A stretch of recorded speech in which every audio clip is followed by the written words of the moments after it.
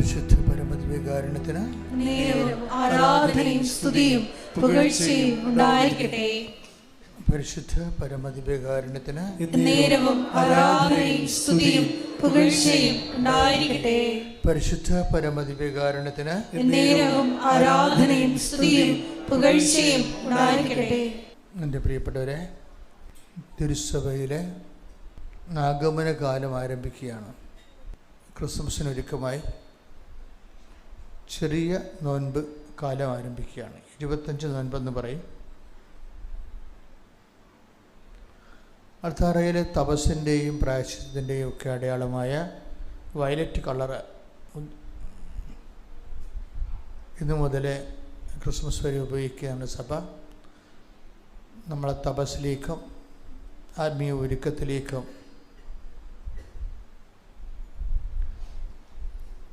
കാലത്തിൻ്റെ സൂചനയാണ്. പ്രത്യേക നിറഭേദങ്ങളിലൂടെ നമ്മളെ വെളിപ്പെടുത്തുന്നത്. ഇത് അനുഗ്രഹത്തിൻ്റെ ഒരു വസന്തകാലമാണ്. ഉടമ്പടി അതിൻ്റെ അനേകം പുതിയ പുതിയ ദൈവാനുഭവങ്ങളിലൂടെ മനുഷ്യർ ജനതയെ ആഘോഷിച്ച് മുന്നേറുന്ന ഒരു കാഴ്ചയാണ് അനുദിന സാക്ഷ്യങ്ങളിലൂടെ നമ്മൾ കണ്ടുകൊണ്ടിരിക്കുന്നത്. ഓരോ സാക്ഷ്യങ്ങൾ ഓരോ വ്യക്തിയുടെ കപ്പാസിറ്റി അനുസരിച്ചാണ് സാക്ഷ്യങ്ങളുടെ സാധ്യത വെളിവാകുന്നത്. ഇപ്പം ഞങ്ങളെ പോലെയുള്ള സ്പിരിച്വൽ മെക്കാനിസ്റ്റുകൾ എപ്പോഴും ചെയ്യണത് വ്യക്തിയുടെ കപ്പാസിറ്റി വർദ്ധിപ്പിക്കാനുള്ള ഫോർമുല, സുവിശേഷ സൂത്രവാക്യങ്ങൾ കണ്ടെത്തിക്കൊണ്ട് നിങ്ങൾക്ക് എല്ലാ ആഴ്ചകളിലും അതിൻ്റെ ടിപ്സ് പറഞ്ഞു തരും.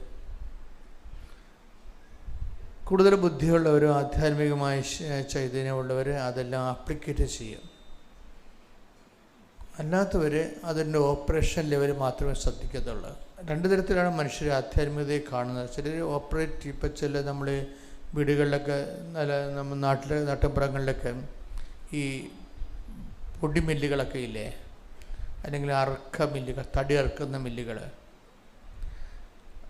അപ്പോൾ അതിൻ്റെ മെക്കാനിക്കൽ ആയുള്ള കാര്യങ്ങൾ ചിലപ്പോൾ അയാൾക്ക് അറിയത്തില്ലായിരിക്കും. അയാളെ സ്വിച്ച് ഓൺ ചെയ്യാൻ അറിയത്തുള്ളൂ. സ്വിച്ച് ഓൺ ചെയ്യുമ്പോൾ മോട്ടർ ഓൺ ചെയ്തിട്ട് ഗോതമ്പ് അരി ഇടുകയാണെങ്കിൽ അത് പൊടിച്ച് കിട്ടും. Simple mechanism. ചില ആൾക്കാർക്ക് അതിൻ്റെ മെഷീൻ മെക്കാനിസം അറിയാം. ഇങ്ങനെ മെഷീൻ നിന്ന് പോയാൽ അവരതിനെ അഴിച്ച് പണിയും. ഉടമ്പടിയിലും ഈ രണ്ട് തരം ആൾക്കാരുണ്ട്. ചിലരിങ്ങനെ ഓപ്പറേറ്റർമാർ മാത്രമേ ഉണ്ട്. അവരിവിടുന്ന് പോകുന്നു, നീലത്തിൽ കത്തിക്കുന്നു, പച്ചത്തിൽ കത്തിക്കുന്നു, പ്രത്യക്ഷങ്ങൾ പ്രാർത്ഥന ചെല്ലുന്നു, ഓപ്പറേറ്റ് ചെയ്യുക മാത്രം ചെയ്യും. പത്തം കൊടുക്കാൻ പറഞ്ഞ് കൊടുക്കുന്നു. അപ്പോൾ ഉടമ്പടിക്ക് എന്തെങ്കിലും ഒരു കൂടുതൽ ഫലം ഉണ്ടാക്കണമെന്നുണ്ടെങ്കിൽ അതെങ്ങനെ റീമോഡുലേറ്റ് ചെയ്യണമെന്നുള്ള മെക്കാനിസം അവർക്കറിയാൻ പറ്റത്തില്ല.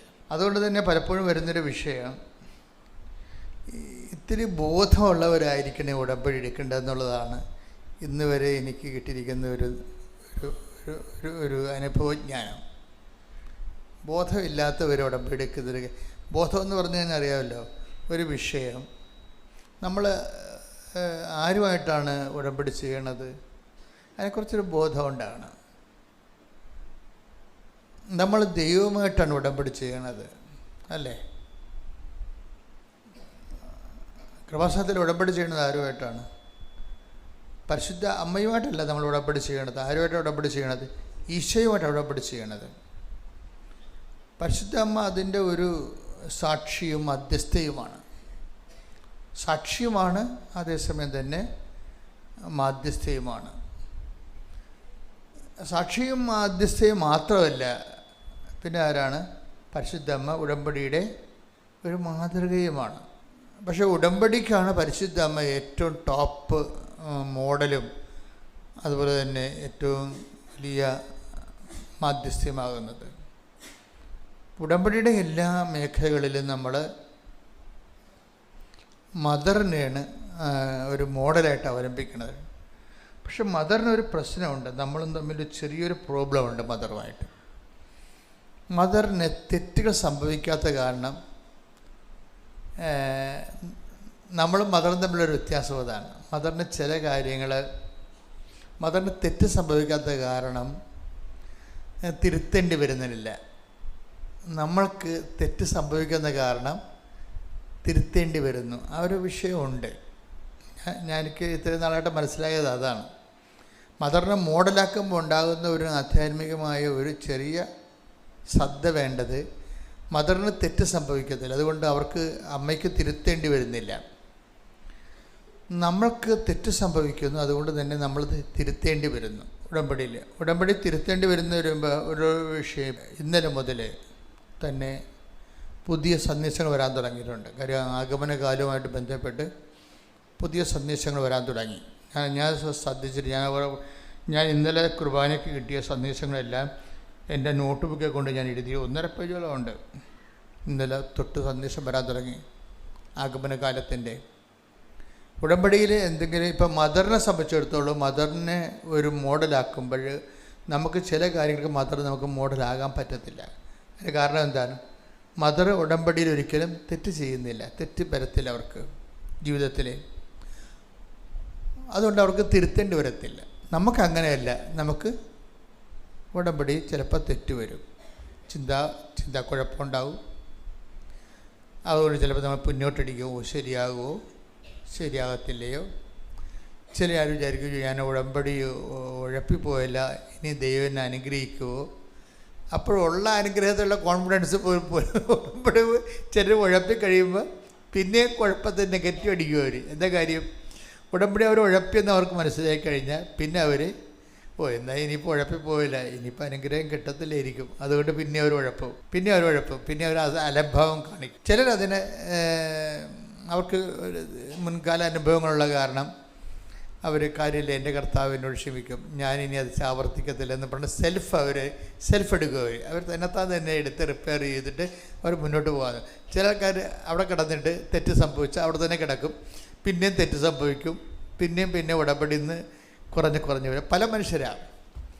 ഇപ്പോൾ എനിക്ക് ഇന്നലെ മെസ്സേജ് വന്നിരിക്കുന്നത് ഉടമ്പടി പശ്ചാത്താപവും നമ്മുടെ പശ്ചാത്താപവും തമ്മിൽ കുറച്ച് വ്യത്യാസമുണ്ടെന്നാണ് പറഞ്ഞു. നമ്മുടെ പശ്ചാത്താപം എന്ന് പറഞ്ഞാൽ നമ്മൾ സാധാരണ ആൾക്കാർ കുമ്പസാരിക്കുകയും കാത്തലിക്സ് കുമ്പസാരിക്കുകയും വൈദികം കൽപ്പിച്ച് നൽകുന്ന പ്രായശ്ചിത്തങ്ങൾ നമ്മൾ സ്വീകരിക്കുകയും ചെയ്യുമല്ലോ. പലപ്പോഴും വൈദികൻ കൽപ്പിച്ച് നൽകുന്നത് കാലികമായ ശിക്ഷയിൽ നിന്നുള്ള ഇളവിന് വേണ്ടി നമുക്കൊരു പ്രാർത്ഥനയായിരിക്കും പറഞ്ഞു തരണത്. പക്ഷേ ഉടമ്പടിയിൽ ഉള്ളൊരു പ്രശ്നം വെച്ച് കഴിഞ്ഞാൽ ഉടമ്പടിയിൽ ഒരു പ്രായശ്ചിത്തം പ്രാർത്ഥന കൊണ്ട് ശരിയാകത്തില്ല. അതാണ് ഇന്നലെ മുതൽ ഈശോ പറയാൻ തുടങ്ങിയത്. ഉടമ്പടി എടുത്തവർ കുമ്പസാരിച്ച് കഴിഞ്ഞാൽ, അല്ലെങ്കിൽ ഇപ്പോൾ കത്തോലിക്കരല്ല എന്ന് വിചാരിച്ചു, അല്ലെങ്കിൽ ക്രിസ്ത്യൻസ് അല്ലെന്ന് തന്നെ വിചാരിച്ചു, അപ്പോൾ അവർ നിങ്ങൾക്ക് ഉടമ്പടി തെറ്റിപ്പോയാൽ നിങ്ങൾക്ക് ഒരു സോറി പറഞ്ഞത് കൊണ്ടോ അതിന് പകരം ഒരു പ്രാർത്ഥന ചൊല്ലിയത് കൊണ്ടോ ടാലിയാകത്തില്ല. എന്താ കാര്യം? ഉടമ്പടി വന്നിരിക്കുന്ന പശ്ചാത്താപം വന്നിരിക്കുന്ന എവിടെ? ഉടമ്പടി വന്നിരിക്കുന്ന തെറ്റെവിടെ വരണത്? ഉടമ്പടി ശരി എന്താണെന്ന് നോക്കിയിട്ടില്ല എൻ്റെ തെറ്റ് മനസ്സിലാകണത്. ഉടമ്പടിയുടെ ശരി എന്താണ്? അവൻ പറയണത് പോലെ ചെയ്യുകയാണ്. അവൻ പറയണത് പോലെ ചെയ്യുന്നതാണ് അതിൻ്റെ ശരി. അതിൻ്റെ തെറ്റെന്താ? അവൻ പറയണത് പോലെ ചെയ്യാത്തതാണ് തെറ്റ്. പിന്നെ അതിൻ്റെ പ്രായശ്ചിത്തം എന്താ? എന്തെങ്കിലും പ്രാർത്ഥന ചെല്ലിയാൽ പറ്റത്തില്ല. അതുകൊണ്ട് നിങ്ങൾ കൃപാസനത്തിൽ കുമ്പസാരിച്ചു എന്ന് പറഞ്ഞാലും നാട്ടിൽ കുമ്പസാരിച്ചു എന്ന് പറഞ്ഞാലും എൻ്റെ മുഖത്ത് ഒരു തെളിച്ചമൊന്നും ഉണ്ടാകത്തില്ല. എന്താ കാര്യം? അത് ഉടമ്പടിയിലാണ് അവർക്ക് മിസ്റ്റേക്ക് സംഭവിച്ചിരിക്കുന്നത്. അപ്പോൾ ഇനി തിരുത്തേണ്ടത് എങ്ങനെയാണ്? ഉടമ്പടി ബേസിലാണ് തിരുത്തേണ്ടത്, അല്ലാതെ 3 സ്വർഗസ്ഥനായ നിറഞ്ഞ എല്ലാത്തിലല്ലേ തിരുത്തേണ്ടത്. അവൻ പറയണ പോലെ ചെയ്യാത്തതല്ലേ നിങ്ങളുടെ തെറ്റ്. ചെയ്തോളാമെന്നല്ലേ നിങ്ങൾ മാതാവിൻ്റെ മധ്യസ്ഥത്തിൽ ഈശോനോട് പറഞ്ഞിരിക്കുന്നത് അല്ലേ? പിന്നെ ഇപ്പോൾ പ്രായശ്ചിത്തം എന്താ?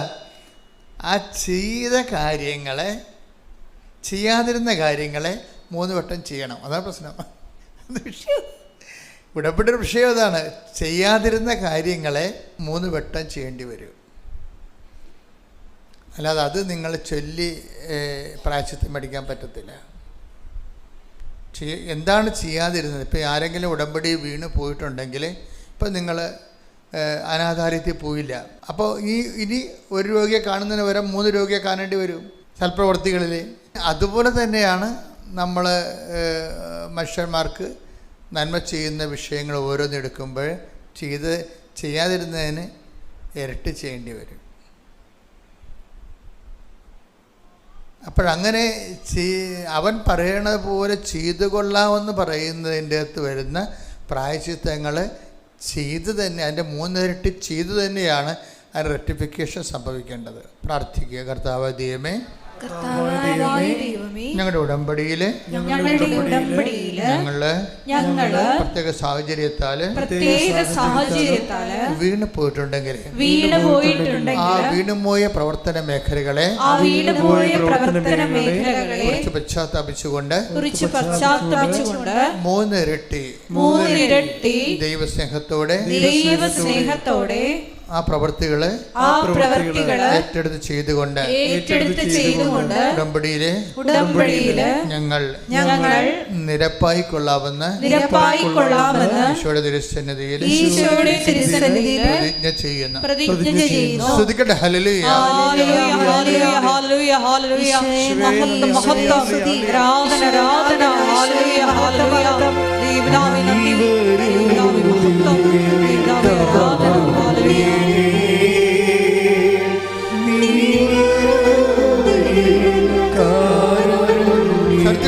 ദൈവസ്നേഹത്തോടെ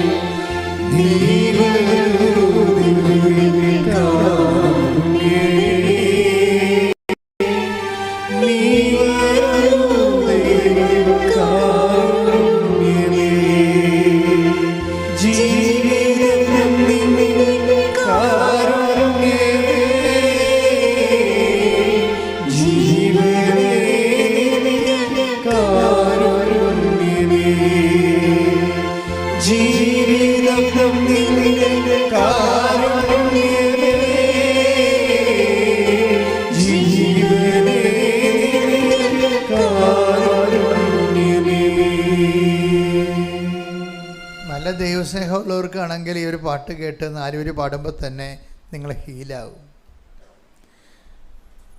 പ്രാർത്ഥനയുടെ ഒരു വിഷയം നിങ്ങളെപ്പോഴും, എൻ്റെ മക്കളെപ്പോഴും ശ്രദ്ധിക്കേണ്ടത് ഈ അനുതാപത്തിൻ്റെയും പ്രായശ്ചിത്തത്തിൻ്റെയും ഒക്കെ മേഖലകളെക്കുറിച്ച് പറയുമ്പോൾ നിങ്ങളത് സാങ്കേതികമായിട്ട് എടുക്കരുത്. നമ്മൾ എക്സർസൈസ് ചെയ്ത് സ്കൂളിലെ നമ്മൾ ഒരു കേട്ടെടുത്ത പരീക്ഷ, അപ്പോൾ കേട്ടെടുത്ത പരീക്ഷയ്ക്ക് നമ്മൾ ഓറൽ എക്സാം, അതിനാണ് പണ്ടത്തെ. ഇപ്പം നിങ്ങൾ ഓറൽ എക്സാം എന്നല്ലേ പറയണത്, പണ്ടത്തെ കേട്ടെടുത്താണ് സാധനം. അപ്പോൾ നിങ്ങൾ കേട്ടെടുത്ത പരീക്ഷയ്ക്ക് നിങ്ങൾ തോറ്റെന്ന് വിചാരിച്ചോ. അപ്പോൾ എന്താ പിന്നെ വരാൻ പോകണം, നമുക്ക് ഇമ്പോസിഷൻ വരും അല്ലേ? പണ്ടത്തെ ഇമ്പോസിഷൻ ഇപ്പോഴും ഉണ്ടായി. ഇമ്പോസിഷൻ വരുമ്പോൾ എന്താണ്, നിങ്ങൾ 100 പ്രാവശ്യം എഴുതാൻ പറയും ആ ആൻസർ. 3 പ്രാവശ്യമല്ല, ഇമ്പോസിഷൻ 100 പ്രാവശ്യം എഴുതി 50 പ്രാവശ്യം എഴുതാൻ പറയും. ഇപ്പം നേരത്തെ അച്ഛൻ എന്താ നിങ്ങളോട് പറഞ്ഞത്, ഉടമ്പടിയിലൊരു സംഭവം വീണ് പോയി കഴിഞ്ഞാൽ അതിൻ്റെ പ്രായശ്ചിത്തമായിട്ട് അത് 3 പ്രാവശ്യം നമ്മൾ ചെയ്യണമെന്ന് പറഞ്ഞില്ലേ. ഇപ്പം ചെയ്യുമ്പോൾ ഒരു പ്രോബ്ലം ഉണ്ട് അവിടെ. നമ്മൾ ഈ ഇമ്പോസിഷൻ ചെയ്യണ പോലെ അതൊരു പ്രായശ്ചിത്തമായിട്ട് വരണത് സ്കൂളിലെ ഇമ്പോസിഷൻ പോലെ വരരുത്. മനസ്സിലായില്ലേ? ഇപ്പം നിങ്ങൾ പത്രം കൊടുത്തില്ല എന്നാൽ ഞാൻ 3 കെട്ട് പത്രം മേടിച്ച് 30 പേർക്ക് കൊടുത്തോളാം എന്ന് പറഞ്ഞു കഴിഞ്ഞാൽ ഇമ്പോസിഷൻ എടുക്കണ പോലെ വരരുത്. ഉടമ്പടിയുടെ ഇമ്പോസിഷൻ അല്ലത്. അതായത് ഇപ്പം ഞാൻ നിങ്ങളോട് എന്താ പറഞ്ഞത്, എൻ്റെ മക്കളെ ഈ ഒരു പാട്ട് ജയഷ്പതറ ഒന്നൊരു പഠിക്കാതെ ശ്രുതിക്കട്ടെ. ഹല്ലേലൂയ.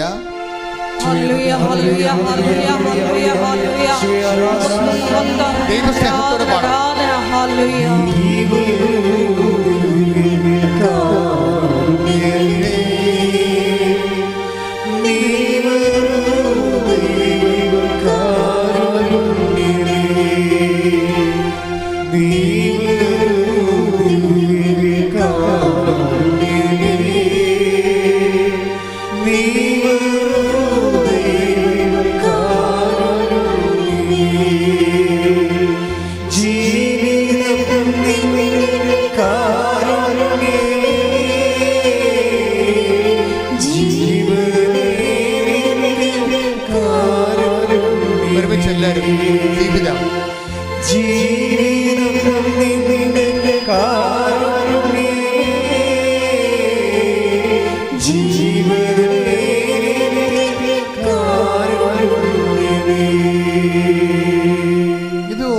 ഓരോരുത്തർ പറയുമ്പോൾ ഓരോ മീറ്ററിലാണ് പാടുന്നത്.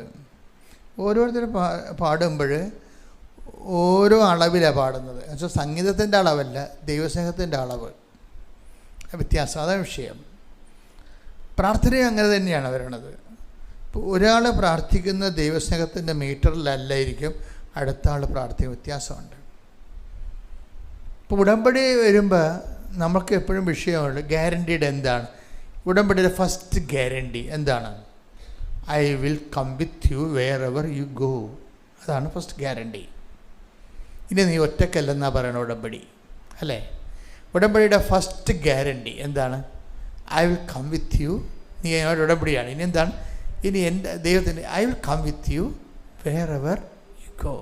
നീ എവിടെ പോയാലും നിൻ്റെ കൂടെ ഇണയായി തുണയായി ഞാൻ ഉണ്ടാകും. അതായത് വിഷയം എന്ന് വെച്ച് കഴിഞ്ഞാൽ ഇതിനെക്കുറിച്ച് നമ്മൾ ധ്യാനിക്കണമെങ്കിൽ നമ്മൾ ഞെട്ടിപ്പോകും. ഇപ്പം ഞാൻ തന്നെ ഈ രാവിലെ ഇങ്ങോട്ട് എൻ്റെ മുറിയിൽ മിക്കവാറും തന്നെ ഞാൻ ഈശോയുമായിട്ട് പലപ്പോഴും സംസാരിച്ചുകൊണ്ടിരിക്കും.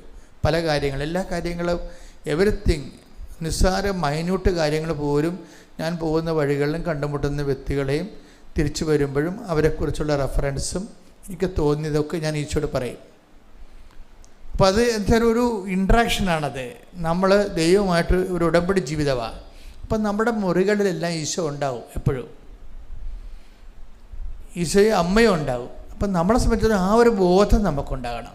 ഉടമ്പടി പ്രകാരം ദൈവം ഈശോ നമ്മൾ പറഞ്ഞിട്ടുള്ളതാണ്. നീ പോകുന്നിടത്തെല്ലാം എന്നാണ് പറഞ്ഞത്. മനസ്സിലായില്ലേ?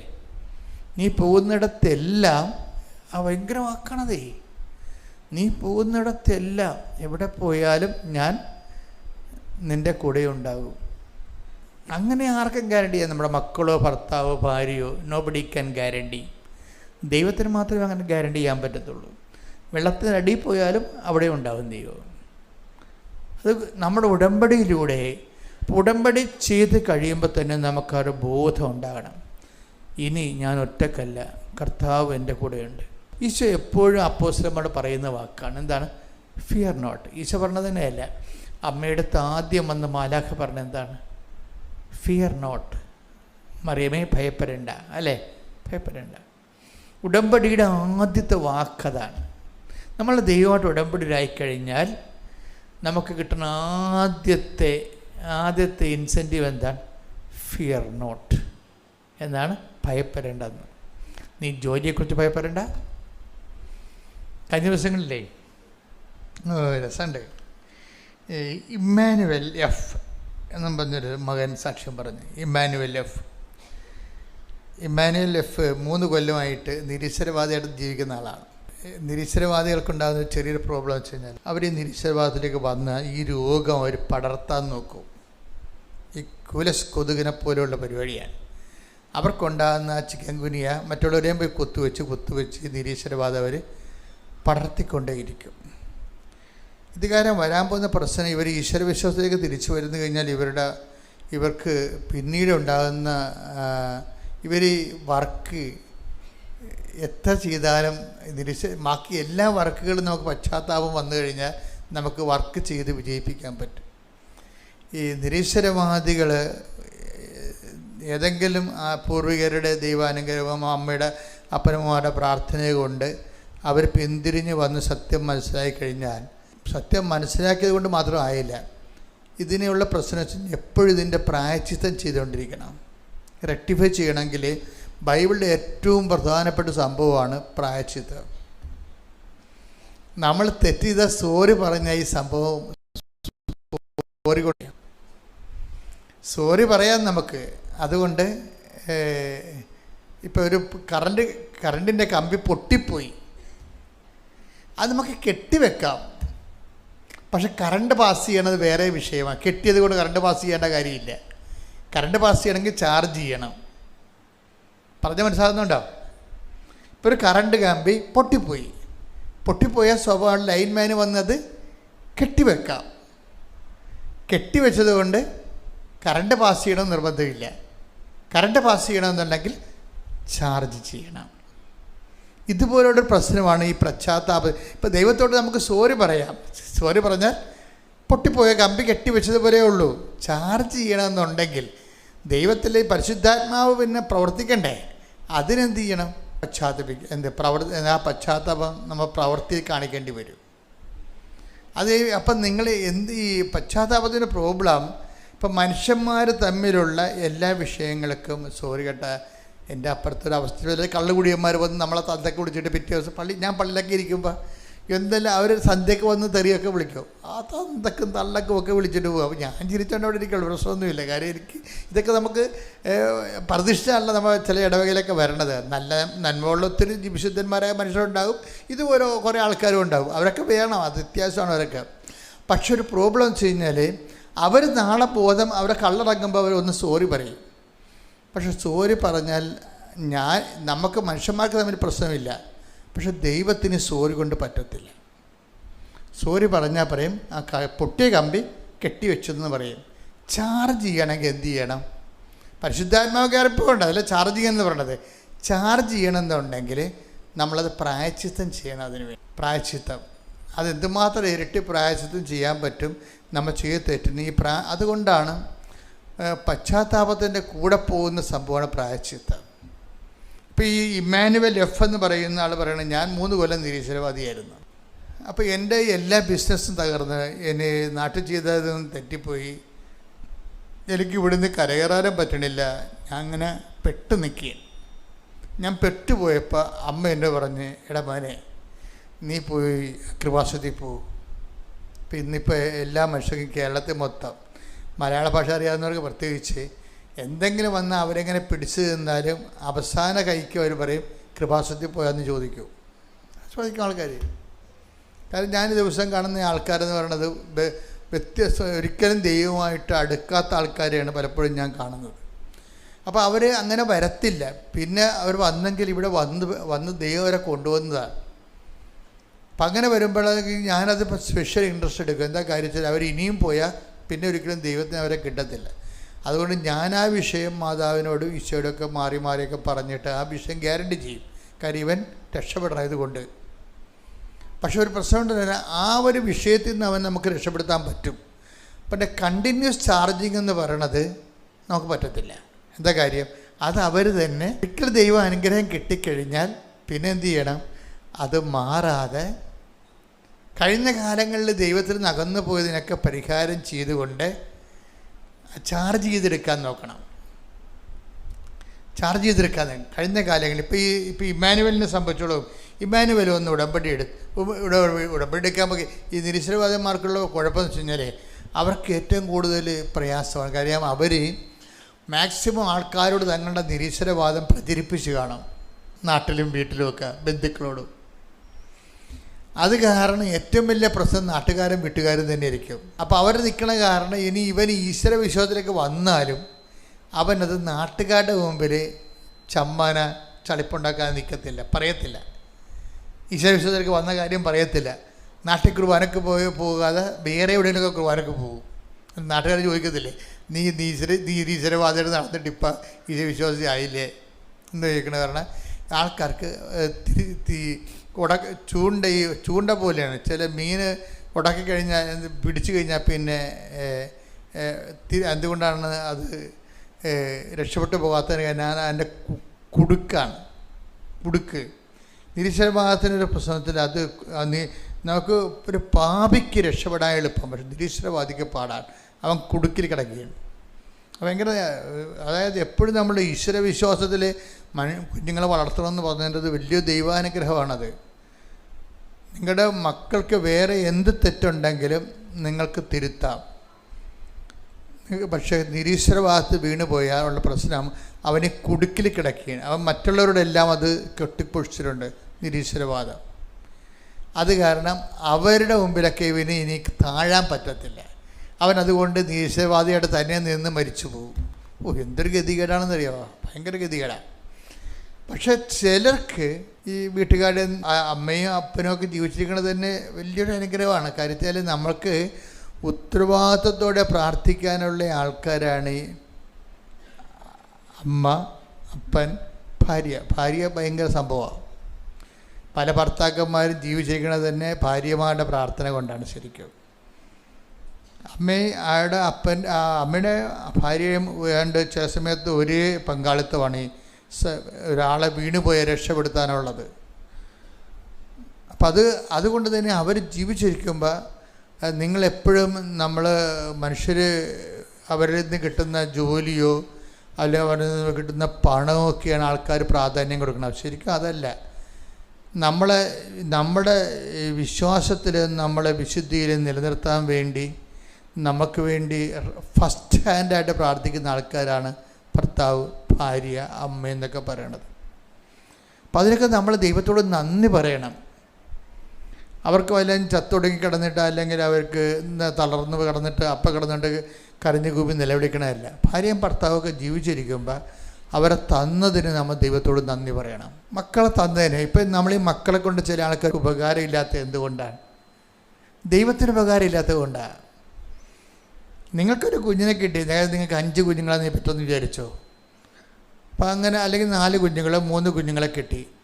നിങ്ങളെ ആ അമ്മമാർ എപ്പോഴും ദൈവതിരുസന്നിധിയിൽ ആരെല്ലാം മറന്നുപോയാലും നിങ്ങൾ മറക്കാതെ ദൈവത്തിന് നന്ദി പറയണം. കുഞ്ഞുങ്ങളെ സംരക്ഷിക്കാനുള്ള ഏറ്റവും നല്ല മാർഗം അവർ മയക്കുമരുന്നിന്, കഞ്ചാവിന്, അല്ലാത്ത തന്നെ അവിഹിതമായ കാര്യങ്ങളൊക്കെ പോകാതിരിക്കാനുള്ള ഏറ്റവും നല്ല പ്രൊട്ടക്ഷൻ എന്ന് പറയണത് അവരെ ഓർത്ത് നന്ദി പറയണതാണ് ദൈവത്തോട്. നിങ്ങൾ നന്ദിയല്ല പറയണത്. നിങ്ങൾ അവരുടെ മാർക്ക് കൂടണേ, അവർക്ക് റാങ്ക് കിട്ടണേ, അവരുടെ വിസ പാസ്സാകണേ, അങ്ങനെയാണ് നിങ്ങൾ ദൈവത്തോട് പറയണത്.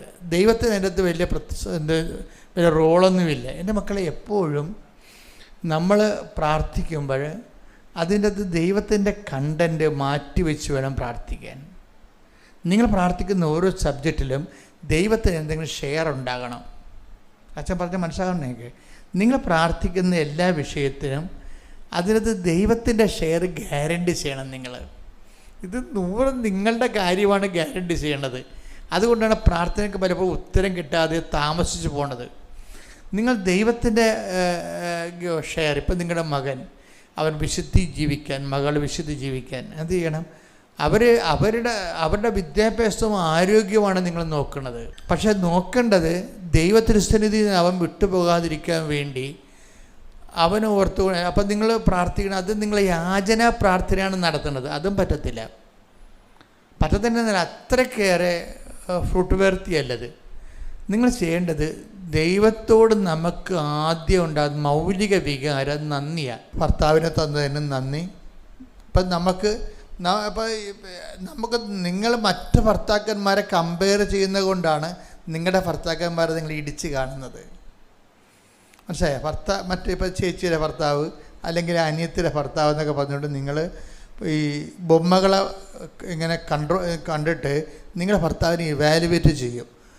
അത് പൊട്ടിപ്പെണ്ണുങ്ങളുടെ മെയിൻ അസുഖമാണത് ശരിക്കും പറഞ്ഞാൽ. അങ്ങനെ ചെയ്തൊരിക്കലും ഈ സന്തുഷ്ടി എന്നും പറഞ്ഞൊരു സംഭവമുണ്ട്, കൃപയുമായി ബന്ധപ്പെട്ട് പോണതാണ്.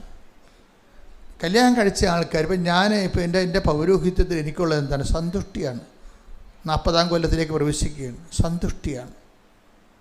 എന്നാൽ ആവശ്യത്തിന് പല രോഗങ്ങളുണ്ട്.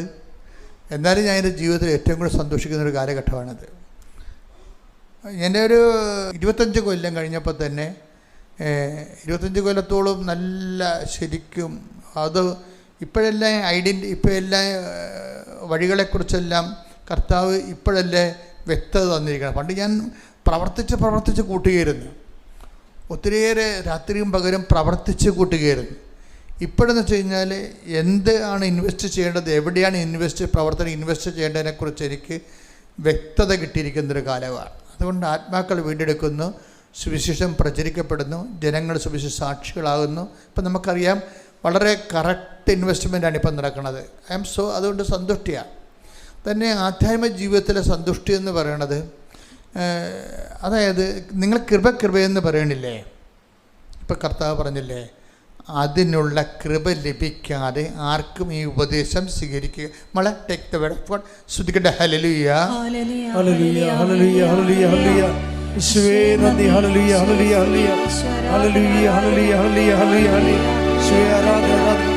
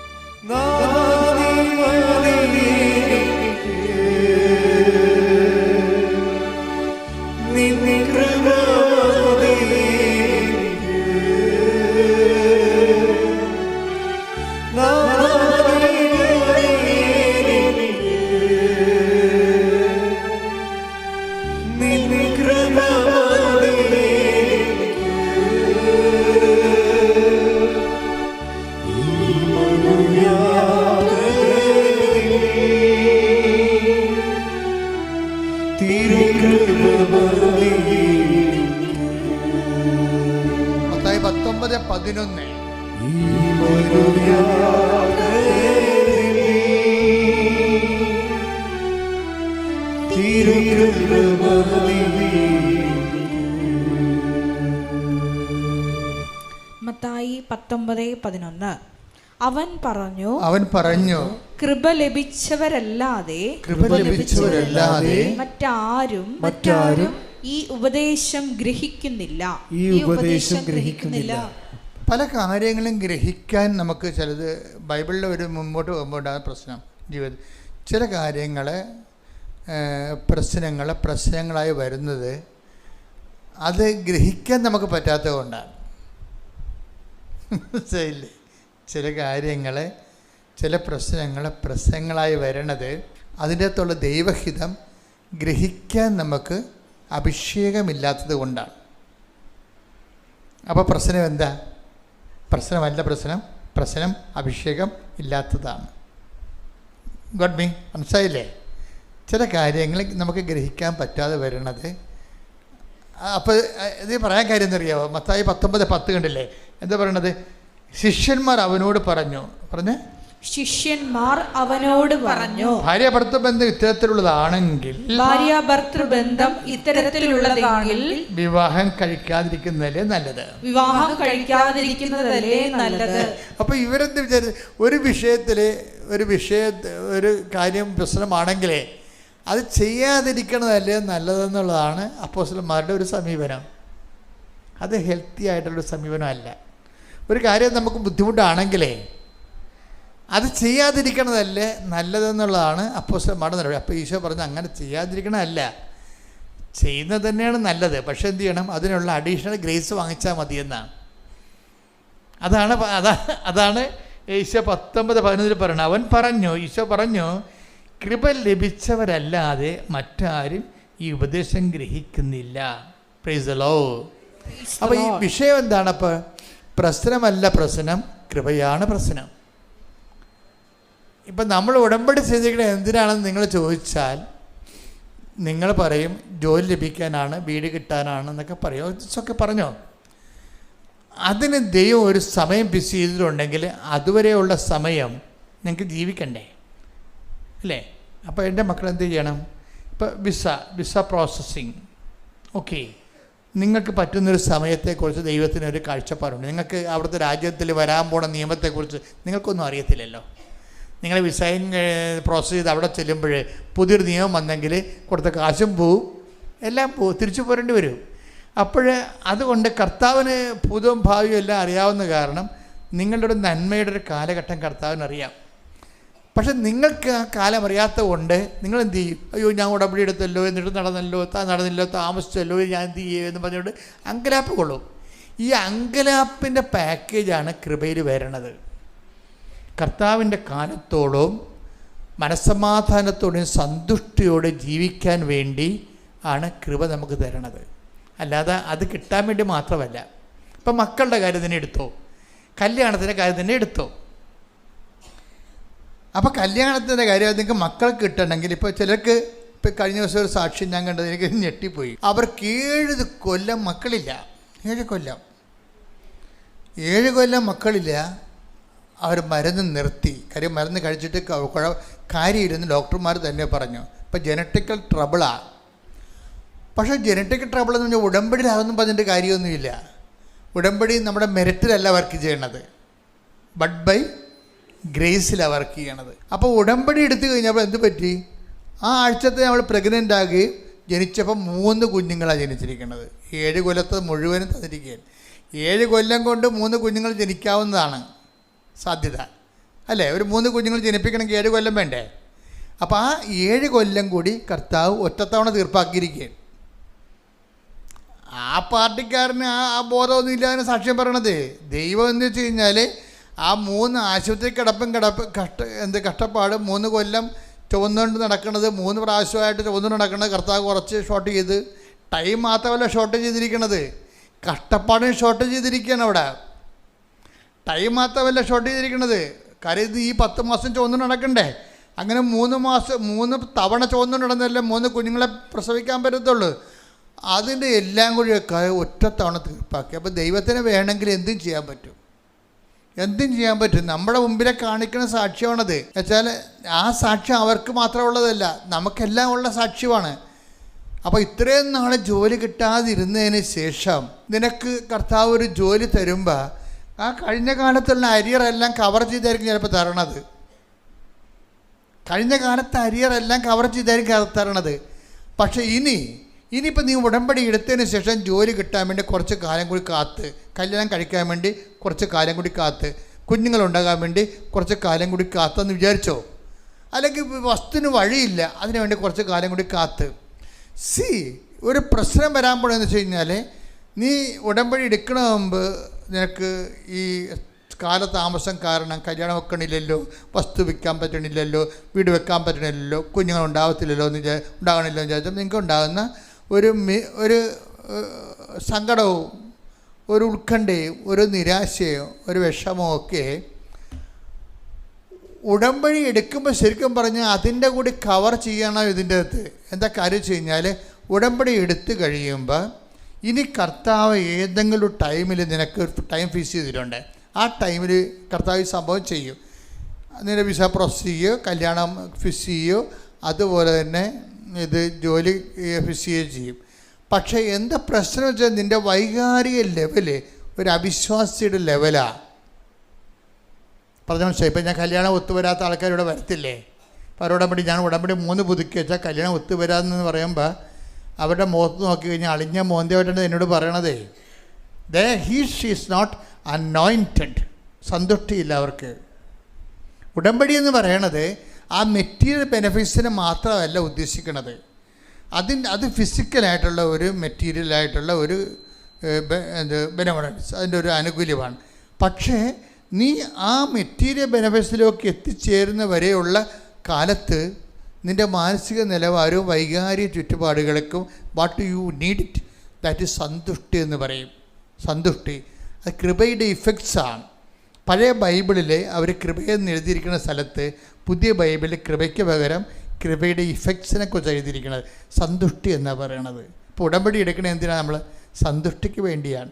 കിട്ടാതിരിക്കുന്ന കാലത്തും കിട്ടിയതുപോലുള്ള സംതൃപ്തി, അതാണ് കൃപയുടെ ഇഫക്റ്റ് എന്ന് പറയണത്. അനുഗ്രഹം എന്ന് പറഞ്ഞാൽ കിട്ടിയാൽ മാത്രമേ നമുക്ക് അതിൻ്റെ അനുഭവം കിട്ടത്തുള്ളൂ. ഉടമ്പടി എന്ന് പറയുമ്പോൾ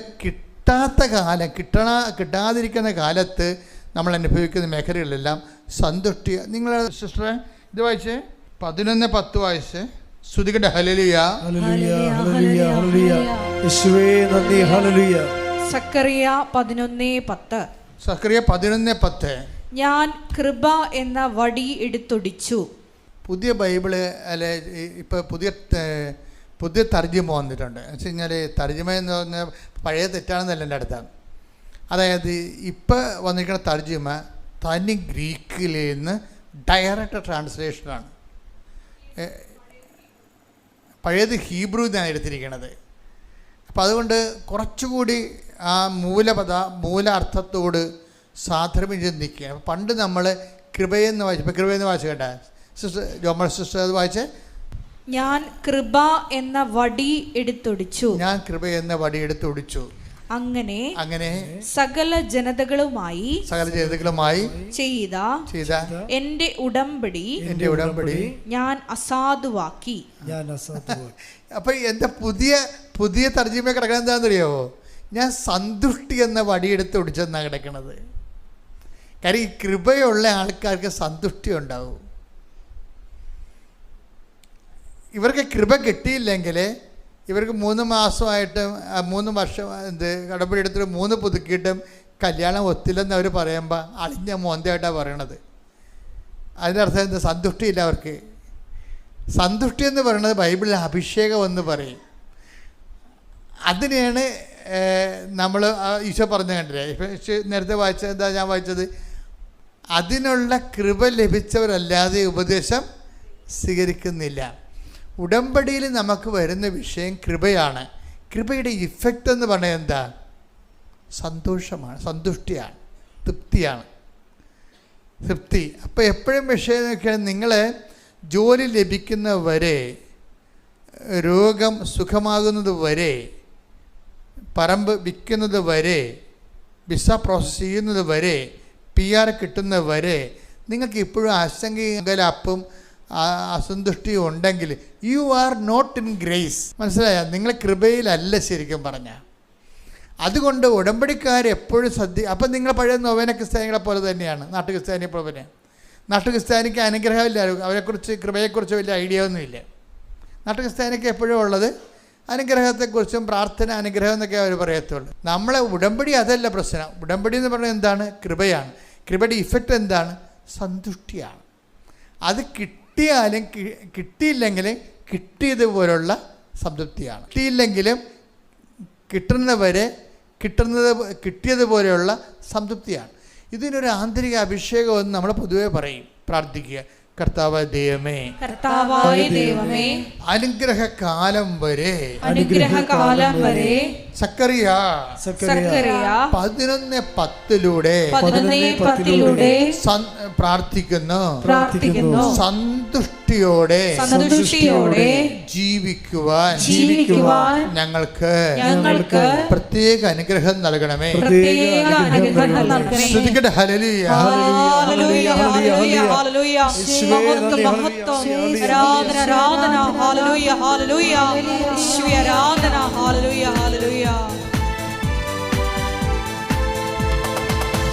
സന്തോഷം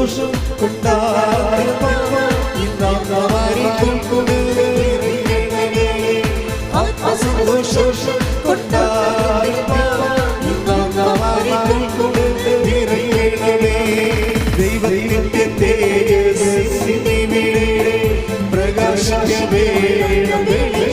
പ്രകാശമായി ദൈവത്തിന്റെ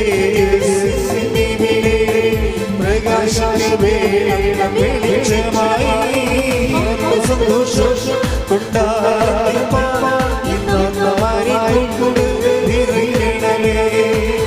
സന്തോഷം കൊണ്ടാടി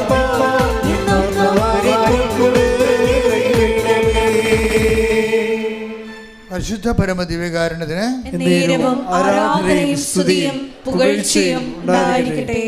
എൻ്റെ പ്രിയപ്പെട്ടവരെ, ഈ സന്തുഷ്ടി എന്ന് പറയുന്ന കൃപയുടെ ഇഫക്ട്സ് നമുക്ക് അവകാശമാക്കാൻ വേണ്ടിയുള്ള എളുപ്പ വഴി എന്താണെന്നറിയാമോ?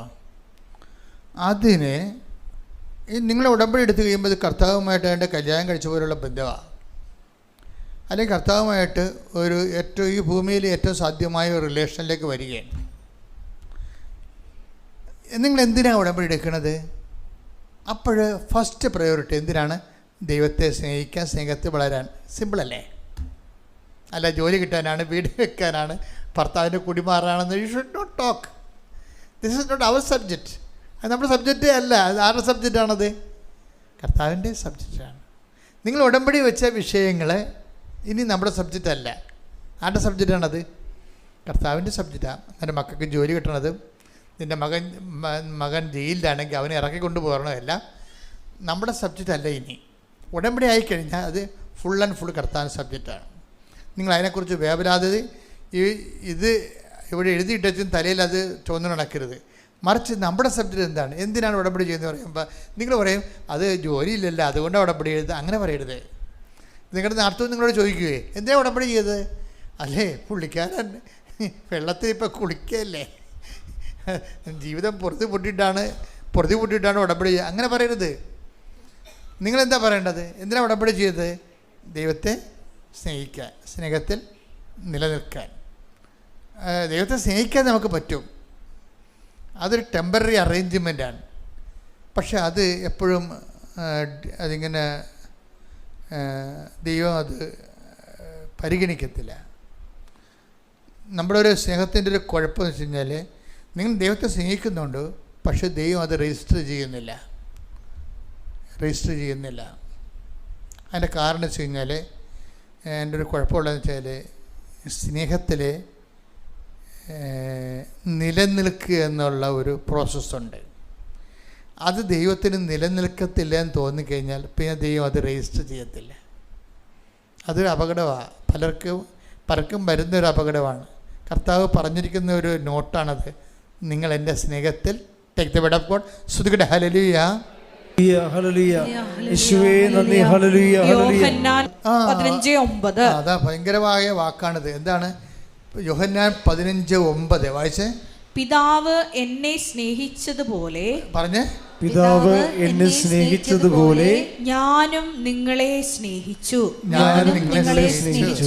നിങ്ങൾ എൻ്റെ സ്നേഹത്തിൽ നിലനിൽക്കുവിൻ. നിങ്ങൾ എൻ്റെ സ്നേഹത്തിൽ നിലനിൽക്കുവിൻ. ഇതാണ് ഡേഞ്ചറസ് പോയിന്റ്. ഇവിടുത്തെ നിങ്ങൾ മെഡിസിൻ ചെയ്യേണ്ടത് ഇവിടെയാണ്. മെഡിസിൻ എടുക്കേണ്ടത് ഇവിടെയാണ്. സ്നേഹിക്കുന്നതിന് നമുക്ക് പ്രശ്നങ്ങളൊന്നുമില്ല. പക്ഷെ ദൈവം ആ സ്നേഹം റെക്കോർഡ് ചെയ്യുന്നില്ല.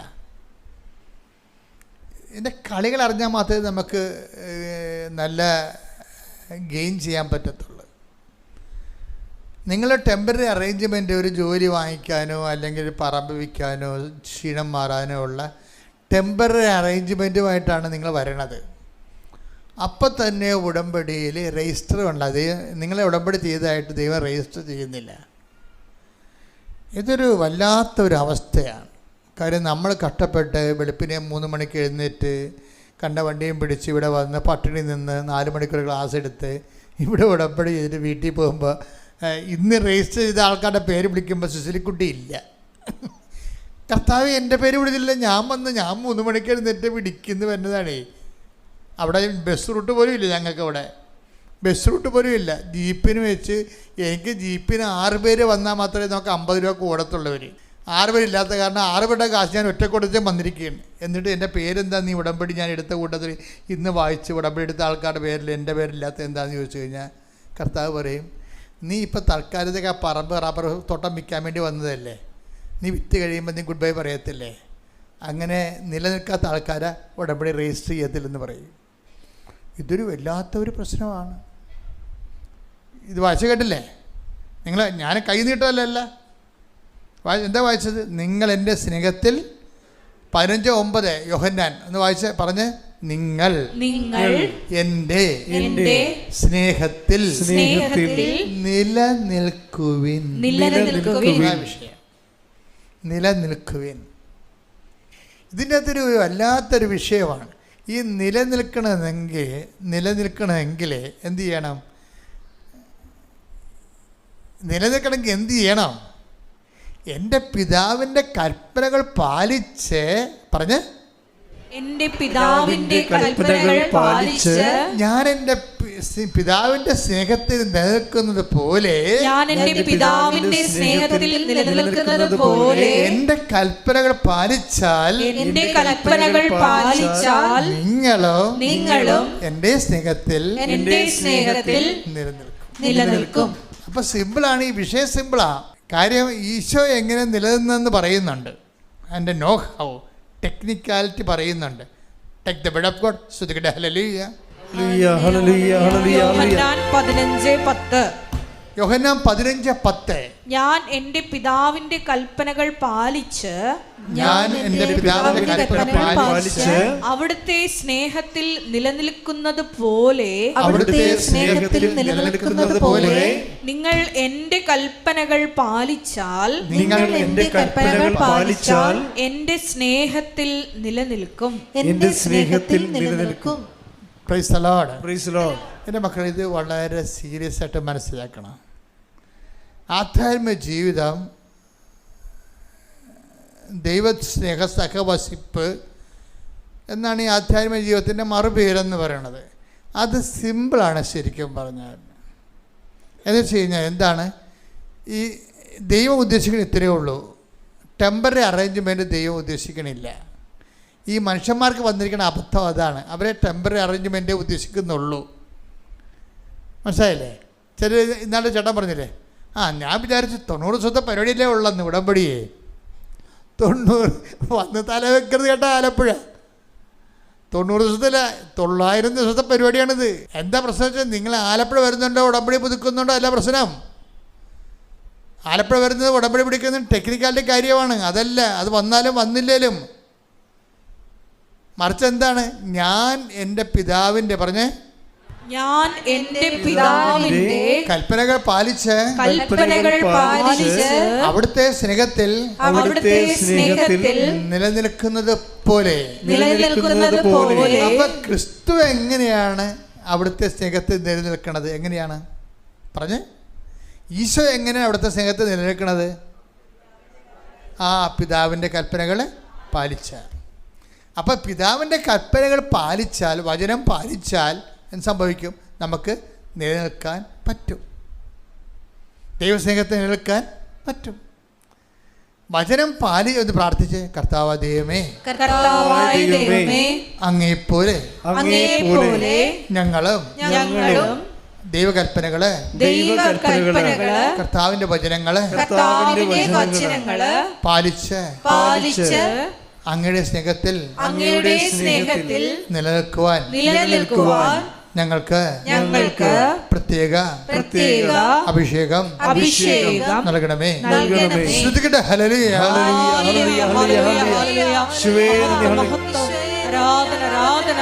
ദേവദാവി നന്ദി, ദേവദാവി മഹത്വം, ദേവദാവി ആരാധന. ഹല്ലേലൂയ, ഹല്ലേലൂയ, ഹല്ലേലൂയ. മഹത്വം, മഹത്വം, ആരാധന, ആരാധന. ഹല്ലേലൂയ, hallelujah, hallelujah, hallelujah, hallelujah, hallelujah.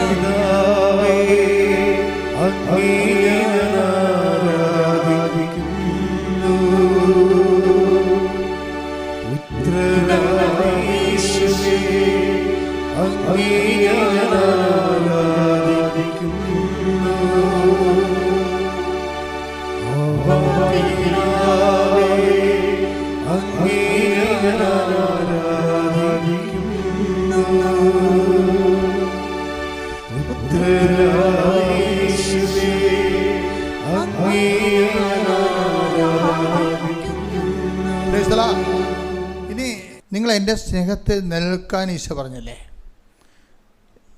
എങ്ങനെയാണ് നമ്മൾ നിലനിൽക്കുന്നത്?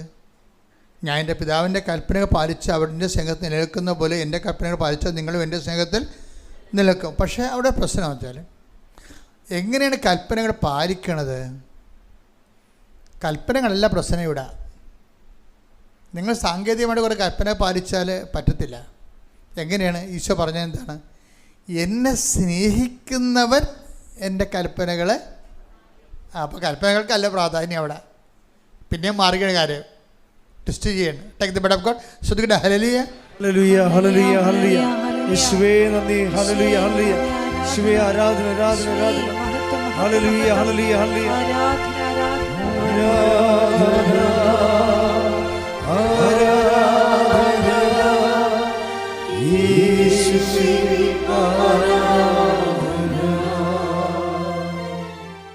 യോഹന്നാൻ 14:23 യേശു പ്രതിവചിച്ചു,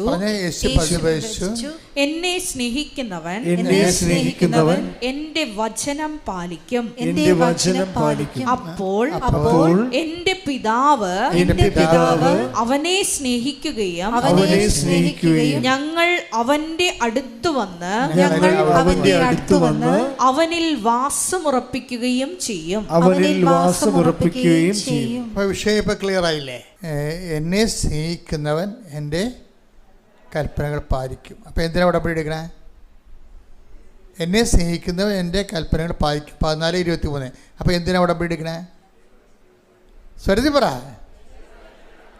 ദൈവത്തെ കൽപ്പന പാലിക്കാനല്ലല്ലോ. അതാ വിഷയം. കൽപ്പന പാലിക്കുന്നതിലൂടെ ദൈവത്തിൻ്റെ മനസ്സിന് ഇണങ്ങിയ രീതി ജീവിക്കുകയാണ് നമ്മൾ ചെയ്യണത്. പക്ഷേ അതിൻ്റെ ഉടമ്പടിയുടെ ഉദ്ദേശം എന്താണ്? ദൈവത്തെ സ്നേഹിക്കുകയാണ്. ദൈവത്തെ സ്നേഹിക്കണത് വസ്തുസ്നേഹമാണോ വിഷയസ്നേഹമാണോ എന്നറിയുകയാണെങ്കിൽ ഇപ്പം നമ്മൾ പലപ്പോഴും കാണിച്ചു കൂട്ടിയിരിക്കണത് എന്താ പറയുക, പശ്ചാത്താപം എവിടുന്നാണ് വേണ്ടതെന്നറിയാമോ? പശ്ചാത്താപം വേണ്ട സ്ഥലങ്ങൾ പറയുകയാണെന്ന്. പശ്ചാത്തപിക്കണമെന്ന് പറഞ്ഞിട്ട് കാര്യമില്ല. നിങ്ങൾ എവിടെ നിന്നാണ് വീണ് പോയതെന്ന് ശ്രദ്ധിക്കാൻ പറയും. വചനം അവസാനിക്കുമ്പോൾ പറഞ്ഞത് എന്താണെന്ന് അറിയാവോ? നിങ്ങൾ take the bread of God, നിങ്ങൾ എവിടെ നിന്നാണ് വീണ് പോയതെന്ന് കേൾക്കുവിൻ, നോക്കുവിൻ. വെളിപാട് 2:5. വെളിപാട് 2:5. അതിനാൽ നീ ഏതവസ്ഥയിൽ നിന്നാണ് നീ ഏതവസ്ഥയിൽ നിന്നാണ് അധപ്പതിച്ചതെന്ന് ചിന്തിക്കുക. അനുതപിച്ച് ആദ്യത്തെ പ്രവൃത്തികൾ ചെയ്യുക. അല്ലെങ്കിൽ ഞാൻ നിന്റെ അടുത്ത് വരികയും നിന്റെ ദീപപീഠം അതിന്റെ സ്ഥലത്ത് നിന്ന് നീക്കിക്കളയുകയും ചെയ്യും. ദീപപീഠം എന്ന് പറയുന്നത് എന്താണ്? വിശ്വാസമാണ്. ദീപവും ദീപനാളവും എല്ലാം ബൈബിളിൽ എന്തിൻ്റെ പ്രതീകമാണ്? വിശ്വാസത്തിന്. നീ ഇവിടെ എന്താ പറയണത്? വെളിപാട് 2:5 ഒന്നൊരു വായിച്ചേ. അതിനാൽ നീ ഏതവസ്ഥയിൽ നിന്നാണ് അധപ്പതിച്ചതെന്ന് ചിന്തിക്കുക. അനുതപിച്ച് ആദ്യത്തെ പ്രവൃത്തികൾ ചെയ്യുക. അല്ലെങ്കിൽ ഞാൻ നിന്റെ അടുത്ത് വരികയും നിന്റെ ദീപപീഠം അതിന്റെ സ്ഥലത്ത് നിന്ന് നീക്കിക്കളയുകയും ചെയ്യും. അപ്പൊ വിശ്വാസം എടുത്ത് കളയുമെന്ന് അർത്ഥം. മനസ്സിലായില്ലേ? പശ്ചാത്തപിച്ചില്ലെങ്കിൽ, പശ്ചാത്തപിക്കാത്ത ജീവിതം തുടർന്നാൽ സംഭവിക്കാൻ പോകുന്ന പരിണത ഫലം എന്താണ്? വിശ്വാസം എടുത്ത് കളയും. പിന്നെന്ത് ചെയ്യും? അതിൻ്റെ കൂടെ എന്ത് ചെയ്യും? പ്രാർത്ഥനാ ജീവിതം പോവും. പല ആൾക്കാരുടെയും പ്രാർത്ഥനാ ജീവിതം കുറഞ്ഞതിൻ്റെ കാരണം എന്താ? വിശ്വാസം പോയിട്ടാണ്. വിശ്വാസം പോകാൻ കാരണം എന്താണ്? പശ്ചാത്തപിക്കാത്തത് കൊണ്ടാണ്. പശ്ചാത്തപിക്കേണ്ടത് എന്താണ്? പശ്ചാത്തപിക്കേണ്ടത് നീ ഏത് അവസ്ഥയിൽ നിന്നാണ് അധപ്പതിച്ചതെന്ന് നോക്കണമെന്ന് പറയും. എന്താ പ്രശ്നം? ഏത് അവസ്ഥ? അത് നമ്മൾ കണ്ടുപിടിക്കണം ആദ്യം. എവിടെ നിന്നാണ് ഈ തകർച്ച തുടങ്ങിയത്? എവിടെ നിന്നാണെന്ന് കണ്ടുപിടിക്കണമെന്ന് പറയും. ഉടമ്പടി എടുക്കുമ്പോൾ തന്നെ തകർച്ച തുടങ്ങും ചിലർക്ക്. എന്താ കാര്യം? ആ മിസ്പ്ലഗിങ് കൊണ്ടുകൊണ്ടാണ്. നിങ്ങളവിടെ വിളിച്ച് ചോദിക്കണേ, എന്തിനാണ് ഉടമ്പടി എടുത്തത്? അതെ, അവനിപ്പോൾ കുറച്ച് ചുറ്റിക്കളി കൂടുതലാണ്, അതുകൊണ്ട് അവൻ അവിടെ നിന്ന് രക്ഷപ്പെടാൻ വേണ്ടി ചെയ്തതാണെന്ന്. തീർന്നില്ല പരിപാടി. തകർച്ച തുടങ്ങി. നീ ഏത് അവസ്ഥയിൽ നിന്ന് അതപ്പച്ചോന്ന് അറിയണമെന്ന്. ഇത്രയും കഷ്ടപ്പെട്ട് വന്ന് ഉടമ്പടി എടുത്തിട്ട് പുറത്തിറങ്ങുമ്പോൾ നമ്മുടെ വീട്ടുകാർ, നാട്ടുകാർ ചോദിക്കും, എന്തിനാണ് ഉടമ്പടി എടുക്കാൻ കൃപാസനത്തിൽ പോയത്? അതെ, ആ വസ്തു വിൽക്കാൻ. വസ്തുവിന് വഴിയൊന്നുമില്ല. വഴിയില്ലാത്ത വസ്തു കണ്ടവൻ്റെ പെട്ടെന്ന് കെട്ടിവെക്കാൻ വേണ്ടി വന്നിരിക്കുകയാണ് പാർട്ടി. മനസ്സിലായില്ലേ? നിങ്ങൾക്ക് വഴിയില്ലാത്ത വസ്തുവിന് കർത്താവ് വഴി ഉണ്ടാക്കി തരും. അത് മറ്റുള്ള അറിയിക്കാതെ അവൻ്റെ പെടയ്ക്ക് വേണ്ടി കെട്ടിവെക്കേണ്ട കാര്യമില്ല. അപ്പം നീ ഏത് അവസ്ഥയിൽ നിന്നാണ് അധപ്പതിച്ചതെന്ന് നീ ചിന്തിക്കണം. നിന്നോട് ചോദിക്കണം, എന്തിനാണ് ഉടമ്പടി എടുത്തത്? ജോലിക്ക് വേണ്ടിയാണ് ഉടമ്പടി എടുത്തത്. ഞാൻ 3 പ്രാവശ്യം ടെസ്റ്റ് ചെയ്ത് 3 തോറ്റ്. OET എഴുതി ഞാൻ മടുത്ത്. ഇനിയിപ്പോൾ ഞാനങ്ങോട്ട് MOH എഴുതാവാൻ നോക്കുകയാണ്. ഞാൻ ഉടമ്പടി എടുത്തിട്ടുണ്ട്. അവിടെ MOH ആണ് OET ആണ് എന്ന് ഞാൻ പറയുന്നില്ല. ഞാൻ വിദേശത്ത് ജോലിയൊന്നും എഴുതിയിട്ടുള്ളൂ. അപ്പോൾ ദൈവമാണ് തീരുമാനിക്കേണ്ടത്. ദൈവമാണ് തീരുമാനിക്കേണ്ടത്. OET ആണ് MOH ആണെന്ന് ദൈവം തീരുമാനിക്കണം. അപ്പോൾ നീ എന്തിനാണ് ഉടമ്പടി എടുത്തത്? ഞാൻ OET 3 പ്രാവശ്യം എഴുതി, ഇനി MOH എഴുതണം, IELTS എഴുതണമെന്ന് അറിയാൻ വേണ്ടിയാണ് ഉടമ്പടി എടുത്തിരിക്കുന്നത്. ഇതൊന്നും അല്ല ഉടമ്പടിയുടെ ഇഷ്ടം. എന്തിനാണ് ഉടമ്പടി എടുത്തിരിക്കുന്നത്? കർത്താവിനെ സ്നേഹിക്കാൻ. അതാണ് ഉത്തരം. ബാക്കിയുള്ളത് നമ്മുടെ വിഷയമല്ല. എന്തിനാണ് ഉടമ്പടി എടുത്തത്? കർത്താവിനെ സ്നേഹിക്കാൻ. രണ്ടാമത്തെ ഉത്തരം എന്താണ്? അവൻ്റെ സ്നേഹത്തിൽ നിലനിൽക്കാൻ. എത്ര ദിവസത്തേക്ക്? 90 ദിവസത്തേക്ക്. അപ്പോൾ അതാ. പക്ഷേ അങ്ങനെ ഒരാളിന് 90 ദിവസത്തേക്ക് നിലനിൽക്കാൻ പറ്റത്തില്ല. 90 ദിവസത്തേക്ക് ഒരാളിന് നിലനിൽക്കാൻ പറ്റത്തില്ല. വിഷയത്തെ അടിസ്ഥാനപ്പെടുത്തി ഉടമ്പടി എടുക്കുന്നവരാണ് 90 ദിവസം കഴിയുമ്പോൾ ഉഴപ്പണത്. വ്യക്തിയെ അടിസ്ഥാനപ്പെടുത്തിയാണ് ഉടമ്പടി ജീവിക്കേണ്ടത്. ആരാണ്? കർത്താവിനെയാണ്. കർത്താവിൻ്റെ സ്നേഹത്തിൽ നിലനിൽക്കാനാണ് ഞാൻ ഉടമ്പടി എടുക്കുന്നത്. ആ ഒരു ബോധം ഉണ്ടെങ്കിൽ പെട്ടെന്ന് കത്തും, അല്ലെങ്കിൽ കത്തത്തില്ല, നനഞ്ഞിരിക്കും. ഏറ്റവും വലിയ പ്രോബ്ലം എന്ന് വെച്ച് കഴിഞ്ഞാൽ, ഇപ്പം ചില ആൾക്കാർക്കൊരു കുഴപ്പമുണ്ട്. അതായത് നമ്മൾ ഒത്തിരി കുടിക്കും എന്നതായിട്ട് സ്വപ്നം കാണും, വരണ്ട തൊണ്ടയുമായിട്ട് എഴുന്നേറ്റ് വരും. അങ്ങനെ ഒരു അവസ്ഥ ആൾക്കാർക്കുണ്ട്. Take the bread of God. ശ്രുതിക്കട്ടെ ഹല്ലേലൂയ. ഹല്ലേലൂയ ഹല്ലേലൂയ യേശുവേ നന്ദി. ഹല്ലേലൂയ ഹല്ലേലൂയ. യെശയ്യാ 29:8. യെശയ്യാ 29:8. സിയോൻ പർവ്വതത്തിനെതിരെ യുദ്ധം ചെയ്യുന്ന ശത്രു സമൂഹം ഭക്ഷിക്കുന്നതായി സ്വപ്നം കണ്ടിട്ട് ഉണരുമ്പോൾ വിശക്കുന്നവനെ പോലെയും കുടിക്കുന്നതായി സ്വപ്നം കണ്ടിട്ട്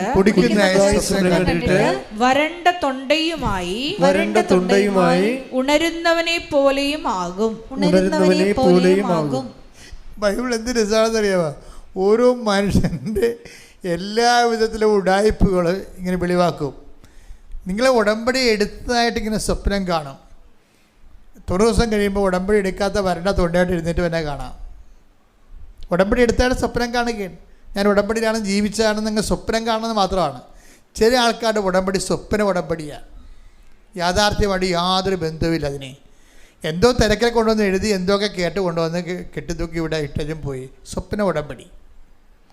പല ആൾക്കാരും ദൈവത്തെ അറിയാതെ എടുത്തിരിക്കുന്ന ഉടമ്പടിയെല്ലാം സ്വപ്ന ഉടമ്പടിയാണ്. സ്വപ്ന ഉടമ്പടിയുടെ ഫീച്ചേഴ്സ് എന്താണ്? വിഷയത്തിനായിരിക്കും പ്രാധാന്യം. ജോലിക്ക്, വീട്, വിവാഹം, വിസ വന്ന, ഓഫർ ലെറ്റർ വന്ന, പറമ്പ് മേടിക്കുന്ന ആൾ വന്ന, ഈ വിഷയത്തെക്കുറിച്ച് തന്നെ എപ്പോഴും ഇങ്ങനെ അങ്കലാപ്പിരിക്കും. അത് ഉടമ്പടിക്ക് മുമ്പ് അവരങ്ങനെ തന്നെയായിരുന്നു, ഇപ്പോഴും അവരങ്ങനെ തന്നെയാണ്. അങ്കലാപ്പം അവർക്ക് മാറിയിട്ടില്ല. അതാണ് സ്വപ്ന ഉടമ്പടിക്കാർ. സ്വപ്ന ഉടമ്പടിക്കാർ 90 ദിവസം കഴിഞ്ഞാലും ഉടമ്പടി എടുക്കാത്ത പോലെ എഴുന്നേറ്റ് തന്നെ കാണാം. ഒന്നും നടക്കത്തില്ല. അതിൻ്റെ കാരണം എന്താണ്? വിഷയത്തിൽ നിന്ന് അൺപ്ലഗ് ചെയ്യണം. നിങ്ങൾ വിഷയത്തിൽ നിന്ന് അൺപ്ലഗ് ചെയ്യണം.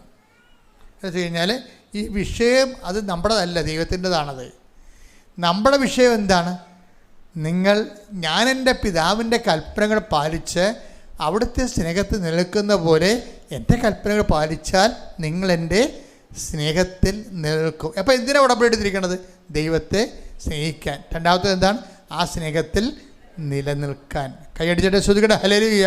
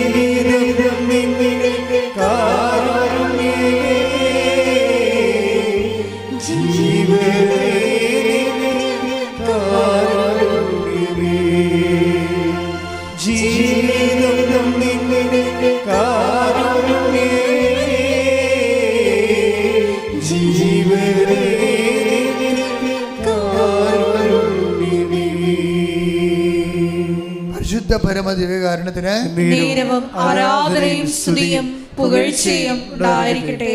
ഇപ്പോൾ ഈ ഉടമ്പടി ക്ലാസ് കൂടി കഴിയുമ്പോൾ നിങ്ങൾ സത്യസന്ധമായിട്ട് ശ്രദ്ധിച്ചാണ് ഇരിക്കണമെന്നുണ്ടെങ്കിൽ കർത്താവ് പറഞ്ഞ പോലെ 30, 60, 100 മേനി ബലം ഉണ്ടാകും.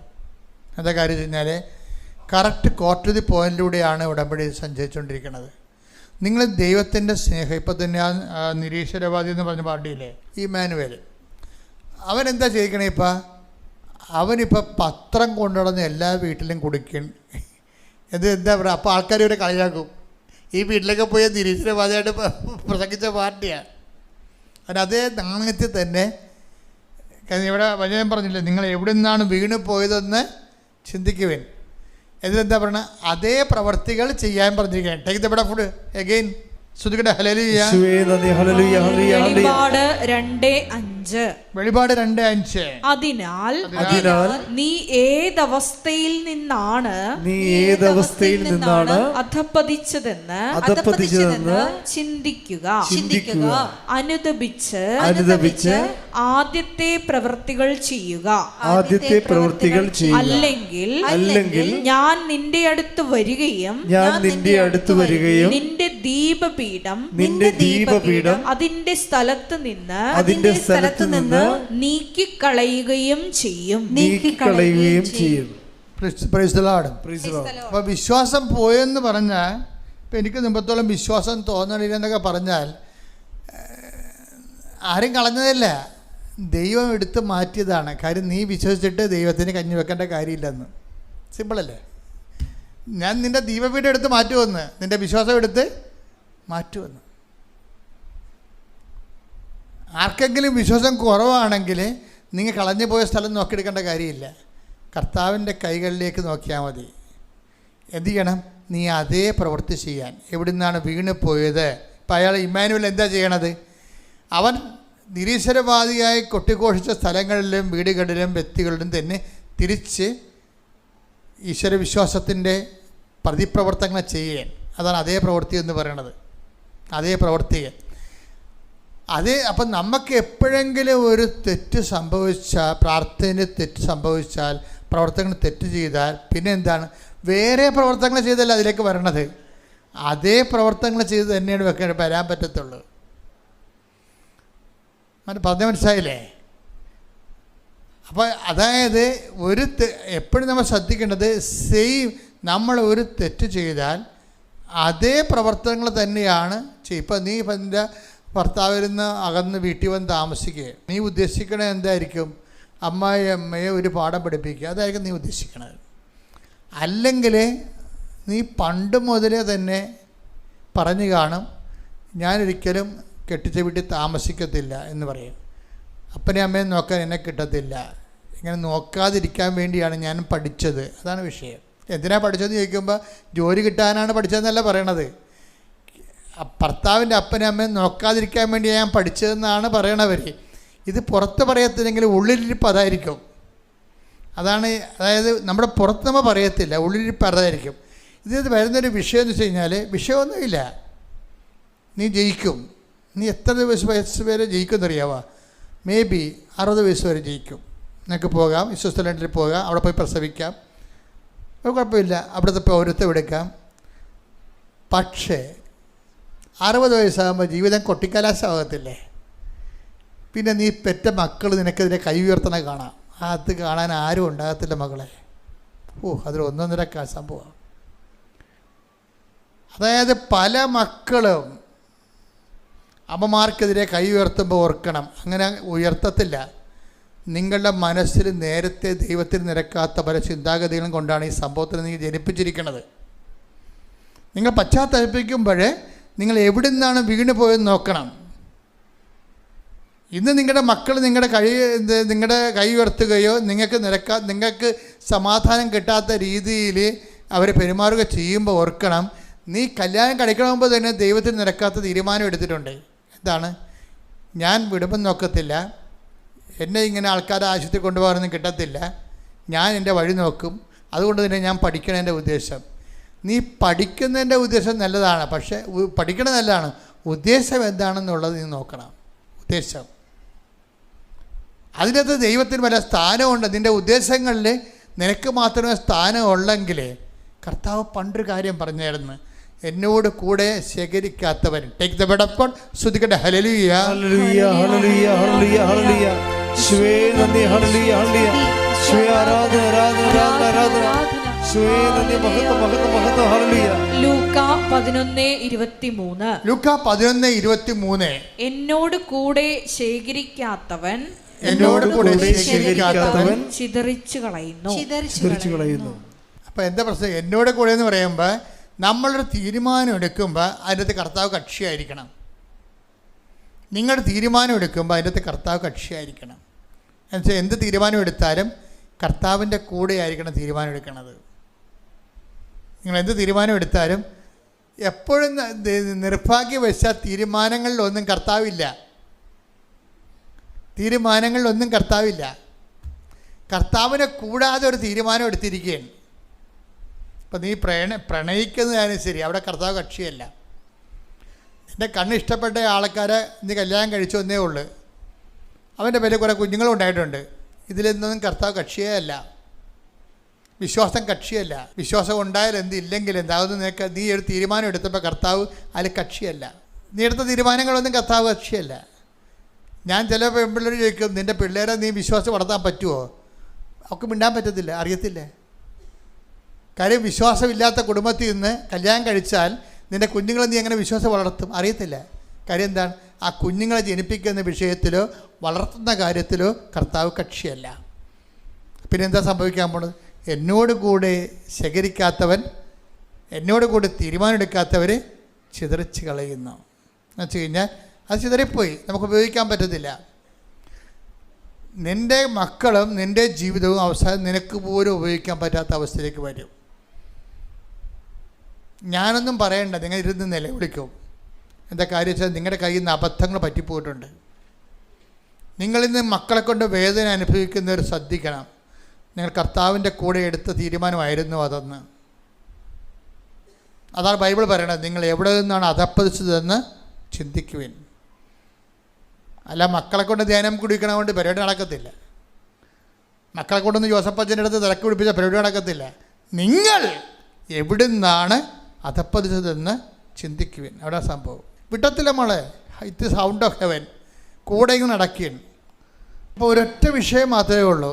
ചിലർക്ക് നമ്മൾ എങ്ങനെ സംസാരിച്ചാലും ഒരു പശ്ചാത്താപം ഉണ്ടാകത്തില്ല. അതിൻ്റെ കാരണം ഞെരുക്കങ്ങളെ അടിസ്ഥാനപ്പെടുത്തിക്കൊണ്ട് പശ്ചാത്താപം ഉണ്ടാക്കാൻ പാടാണ്.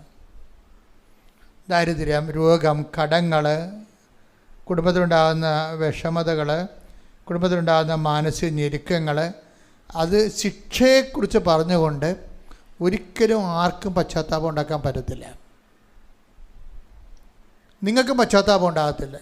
ഞാൻ ഈ ഗതി കെട്ടിരിക്കണത് എൻ്റെ കൈ ഇരിപ്പ് കൊണ്ടാണെന്നാണ് നിങ്ങൾ ധരിക്കണത്. അങ്ങനെയും ചിന്തിച്ചൊരു കാര്യമില്ല. കുറച്ച് കാര്യമായിരിക്കുമെങ്കിലും അത് ദൈവത്തിൻ്റെ സ്നേഹം അതിനേക്കാൾ വലുതാണല്ലോ. എൻ്റെ മക്കൾ പശ്ചാത്താപം ഉണ്ടാകണമെങ്കിൽ ചെയ്യേണ്ട കാര്യം എന്താണെന്ന് അറിയാം? സിമ്പിളാണ്. എന്താണ്? സ്നേഹത്തിൽ നിന്നാണ് പശ്ചാത്താപം ഉണ്ടാകണത്. നമുക്ക് ഏതെങ്കിലും ഒരു സമയത്ത് ദൈവത്തിൻ്റെ സ്നേഹം നമ്മളെ തൊടണം. ഇല്ലാതെ പശ്ചാത്താപം ഉണ്ടായിക്കഴിഞ്ഞാൽ ടെമ്പററി അഡ്ജസ്റ്റ്മെൻറ്റ് മാത്രമാകും. ഇല്ലാതെ പശ്ചാത്താപം ഉണ്ടാകും. നമുക്ക് ഇപ്പോൾ ഒരു മരത്തിൽ കയറി ആ മരത്തിൽ നിന്ന് വീണ് അവൻ്റെ നടുവുളുക്കിയെന്ന് വിചാരിച്ചു. അവന് ആശുപത്രി കിടക്കാൻ പറഞ്ഞു. അമ്മ പറഞ്ഞതാണ് കയറല്ലേ എന്ന്. ഞാൻ കയറിയതാണ്. അമ്മ പറഞ്ഞത് ഞാൻ കേട്ടില്ല. അത് അങ്ങനെ ഒരു പശ്ചാത്താപം ഉണ്ടാകാം. പക്ഷേ സുവിശേഷത്തിൽ പശ്ചാത്താപം അങ്ങനെയുള്ള പശ്ചാത്താപമല്ല. പശ്ചാത്താപം എന്ന് പറയുന്നത് ദൈവസ്നേഹം അനുഭവിക്കുന്നതിലൂടെ ഒരു വ്യക്തിക്കുണ്ടാകുന്ന മനപരിവർത്തനമാണ്. ആ ഒരു തെറ്റ് ശരിയാണ്, ആ ഒരു ഇൻസിഡൻറ്റ് ബേസ്ഡല്ല. നിങ്ങളിപ്പോഴും തെറ്റ് ചെയ്തു, അല്ലെങ്കിൽ നിങ്ങൾക്ക് പട്ടിണി ഉണ്ടായി, നിങ്ങൾക്ക് രോഗം കിട്ടിയണില്ല, അല്ലെങ്കിൽ നിങ്ങൾക്ക് അതൊരു കുഴപ്പത്തെ ഉണ്ടായി, അങ്ങനെ ആ ഒരു വിഷയം അടിസ്ഥാനപ്പെടുത്തിയല്ല സുവിശേഷത്തിലെ പശ്ചാത്താപം ഇരിക്കണത്. സുവിശേഷ പശ്ചാത്താപം ഇരിക്കുന്നത് ദൈവസ്നേഹത്തെ അടിസ്ഥാനപ്പെടുത്തിയാണ്. എൻ്റെ മക്കൾക്ക് ഒരു ടെമ്പററി അല്ലാത്ത ഒരു നീണ്ട നിലവാരത്തിലുള്ളൊരു പശ്ചാത്താപം ഉണ്ടാകണമെങ്കിൽ എൻ്റെ മക്കൾ ചെയ്യേണ്ടത് ദൈവസ്നേഹത്തെ അടിസ്ഥാനപ്പെടുത്തിക്കൊണ്ട് പശ്ചാത്താപത്തിന് വേണ്ടി പ്രാർത്ഥിക്കണം. മനസ്സിലായ? അല്ലാതെ നിങ്ങൾക്കുണ്ടായിരിക്കുന്ന ജോലി കിട്ടാത്തത്, കല്യാണം താമസിക്കുന്നതും എൻ്റെ കയ്യിരിപ്പ് കൊണ്ടാണ്. അത് അമ്മമാർ പറയും. വെറുതെ അല്ല നീ മൂത്ത് നിറച്ചുകൂടെ നിൽക്കണമെന്ന് പറയും. അവർ പറയണമെന്ന് കേട്ടില്ലെങ്കിലേ, അവർ പറഞ്ഞ കാര്യം കേട്ടില്ലെങ്കിൽ അമ്മ ഉടനെ എടുത്ത് അമ്മ പോലും വാളെടുക്കണത് എന്താണ്? വെറുതെ അല്ല നീ മൂത്ത് നിറച്ച് വീട്ടിൽ നിൽക്കണത് എന്ന് പറയും. അപ്പോൾ ഞങ്ങളവർക്ക് ദൈവമേ, അപ്പോൾ ഞാൻ ഇങ്ങനെ ഇതുപോലെ കേൾക്കാത്തത് കൊണ്ടായിരിക്കും എനിക്ക് പെണ്ണ് കിട്ടാത്തത്, അല്ല ചെറുക്കെ കല്യാണം കഴിക്കാത്തതിനോ. സുവിശേഷ പശ്ചാത്താപം അമ്മ അടുക്കളയിൽ പറയണ ഭീഷണിയൊന്നുമല്ല. സുവിശേഷത്തിലെ പശ്ചാത്താപം എന്ന് പറയണത് ദൈവസ്നേഹത്തെ ഒരു വ്യക്തി അനുഭവിക്കാൻ കഴിയാത്തത് കൊണ്ടാണ് ഉണ്ടാകുന്നതാണ്. അതാണ് നീണ്ടു നിൽക്കത്തുള്ളൂ. അമ്മ പറയണത് കുറച്ച് കഴിയുമ്പോൾ തീരും. ടെമ്പററി ആയിട്ടുള്ള പശ്ചാത്താപം ഉണ്ടാകത്തുള്ളൂ. നമുക്ക് ഗ്രേസ് ഗീവിങ് ആയിട്ടുള്ള, ചാർജിങ് ആയിട്ടുള്ള, പരിശുദ്ധായ്മ കിട്ടുന്ന പശ്ചാത്താപം എന്ന് പറയണത് ദൈവസ്നേഹത്തെ അടിസ്ഥാനപ്പെടുത്തിയാണ്. അപ്പോൾ നിങ്ങൾ ഉടമ്പടി എടുക്കുമ്പോൾ എൻ്റെ മക്കൾ ചെയ്യേണ്ട കാര്യം എന്ന് വെച്ച് കഴിഞ്ഞാൽ, എന്തിനാണ് ഉടമ്പടി എടുത്തതെന്ന് ചോദിച്ചാൽ എന്ത് പറയണം? ദൈവസ്നേഹത്തിൽ നിറയാനും നിലനിൽക്കാനും. എന്തിനാണ് ഉടമ്പടി എടുത്തത്? ദൈവസ്നേഹത്തിൽ നിറയാനും നിലനിൽക്കുവാനാണ് ഉടമ്പടി എടുത്തത്. എങ്ങനെയാണ് ദൈവസ്നേഹത്തിൽ നിറയണത്? അപ്പം നിങ്ങൾക്ക് ദൈവസ്നേഹം അനുഭവിക്കാൻ പറ്റിയിട്ടില്ലെങ്കിൽ, ഇപ്പം ഞങ്ങളൊക്കെ എന്തുമാത്രം പറഞ്ഞാലും ഇപ്പോൾ നിങ്ങൾ പ്രാരംഭ ധ്യാനം, വളർച്ച ധ്യാനം, പ്രാർത്ഥന, ആന്തരിക സൗഖ്യ ധ്യാനം, പ്രാർത്ഥന അനുഭവ ധ്യാനം, ഈ സംഭവങ്ങളെല്ലാം കഴിഞ്ഞാലും ചില ആൾക്കാർക്ക് ദൈവസ്നേഹം അനുഭവിക്കാൻ പറ്റത്തില്ല. അപ്പോൾ നിങ്ങൾ അവർ പറയും അത് വിഷമസ്മരണകളാണ്, മുറിവേറ്റ ചിന്തകളാണ്, വേദനിപ്പിക്കുന്ന ഓർമ്മകളാണ്. അങ്ങനെയൊന്നുമല്ല, അതൊന്നുമില്ല. അത് സൈക്കോളജിക്കാർ പറയണതാണ്. യഥാർത്ഥ കാര്യം, ദൈവത്തിന് നിന്നിൽ ദൈവസ്നേഹം ഇംപ്ലാന്റ് ചെയ്യാൻ കഴിഞ്ഞിട്ടില്ല. അതാണ് ഒരുക്കമുള്ള ഹൃദയം എന്ന് പറയുന്നത്. ഒരുക്കമുള്ള ഹൃദയം. Take the word of God. സ്തുതിക്കട്ടെ. ഹല്ലേലൂയ, ഹല്ലേലൂയ, ഹല്ലേലൂയ, ഹല്ലേലൂയ. യേശുവേ നന്ദി. Hallelujah, hallelujah, hallelujah. യേശുവേ ആരാധന, ആരാധന, ആരാധന. ഹല്ലേലൂയ, ഹല്ലേലൂയ. എന്നെ കൈപിടിച്ചു നടത്തുന്ന സ്നേഹം, എന്നെ കൈകളിൽ താങ്ങിടുന്ന സ്നേഹം, എന്നെ തോളിലേക്ക്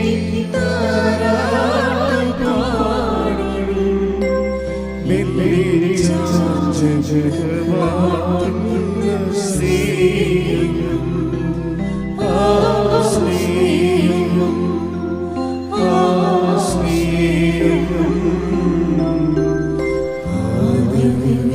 സ്നേഹമാണോ ദൈവം, ആ സ്നേഹം, ആ സ്നേഹം,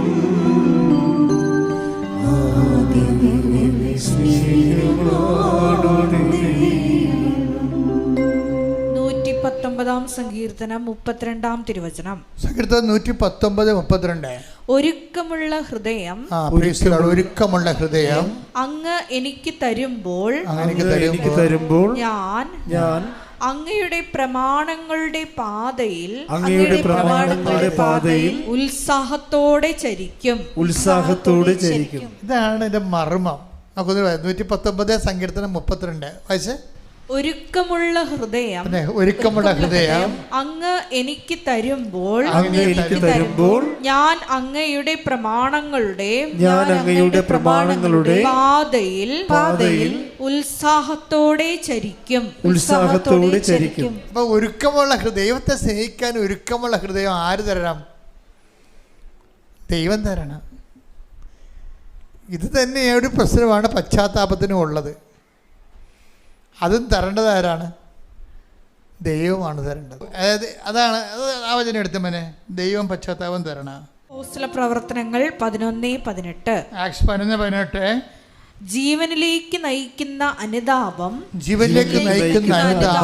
വിജാതിയർക്കും ദൈവം പ്രദാനം ചെയ്തിരിക്കുന്നു എന്ന് പറഞ്ഞുകൊണ്ട് ആരാണ് ദൈവം പ്രദാനം ചെയ്തിരിക്കുന്നുവെന്ന് പറഞ്ഞ് അവർ ദൈവത്തെ മഹത്വപ്പെടുത്തി.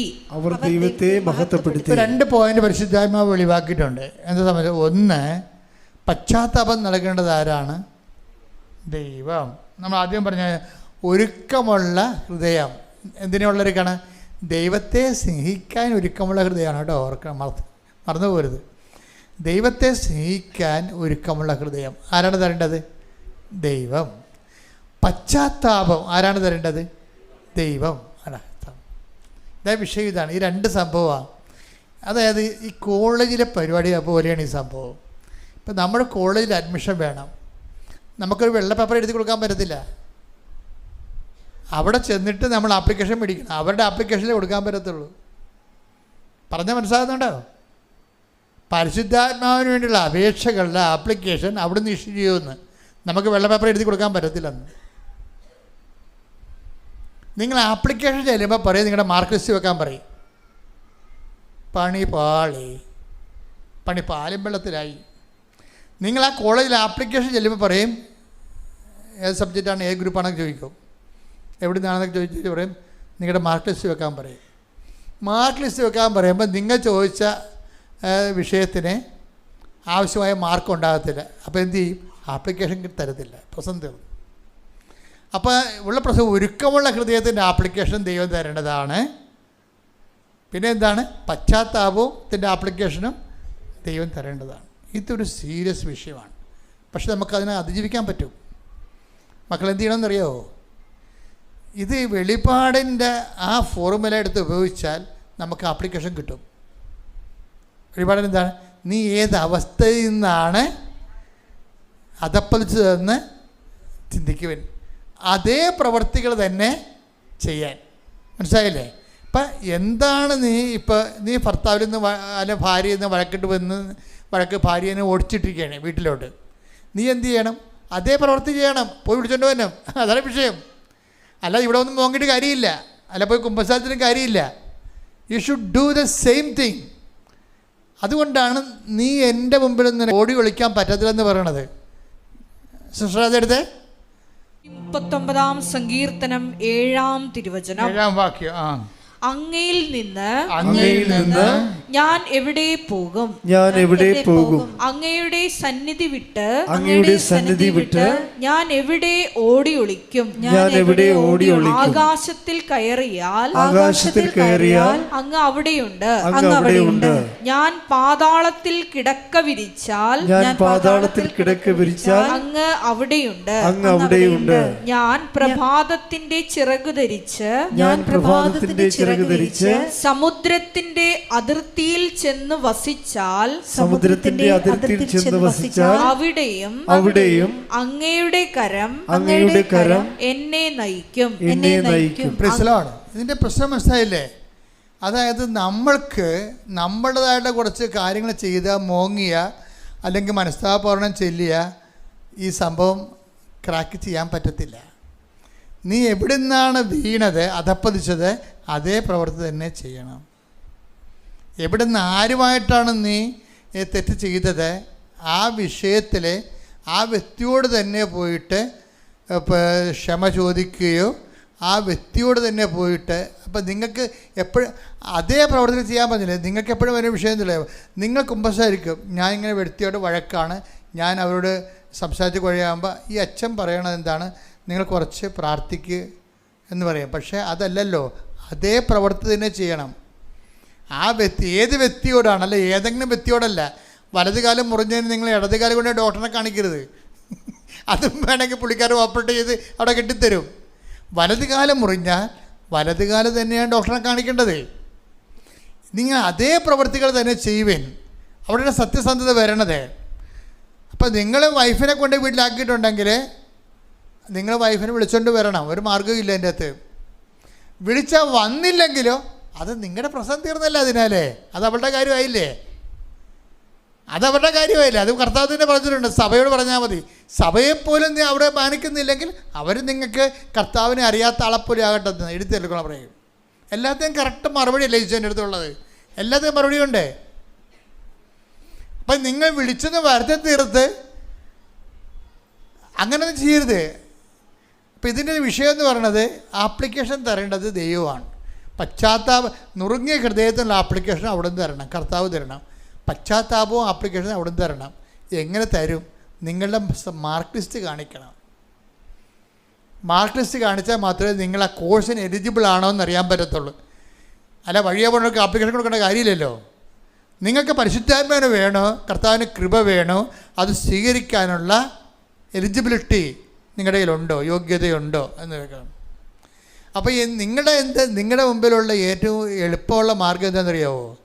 എൻ്റെ മക്കളെ, വളരെ എളുപ്പമാണിത്. എന്ന് വെച്ച് കഴിഞ്ഞാൽ എൻ്റെ സഹോദരങ്ങളെ ഉടമ്പടി ചെയ്യുമ്പോൾ നിങ്ങൾ ചെയ്യുന്ന ഉപവിപ്രവർത്തനങ്ങളില്ലേ, ഇല്ലേ?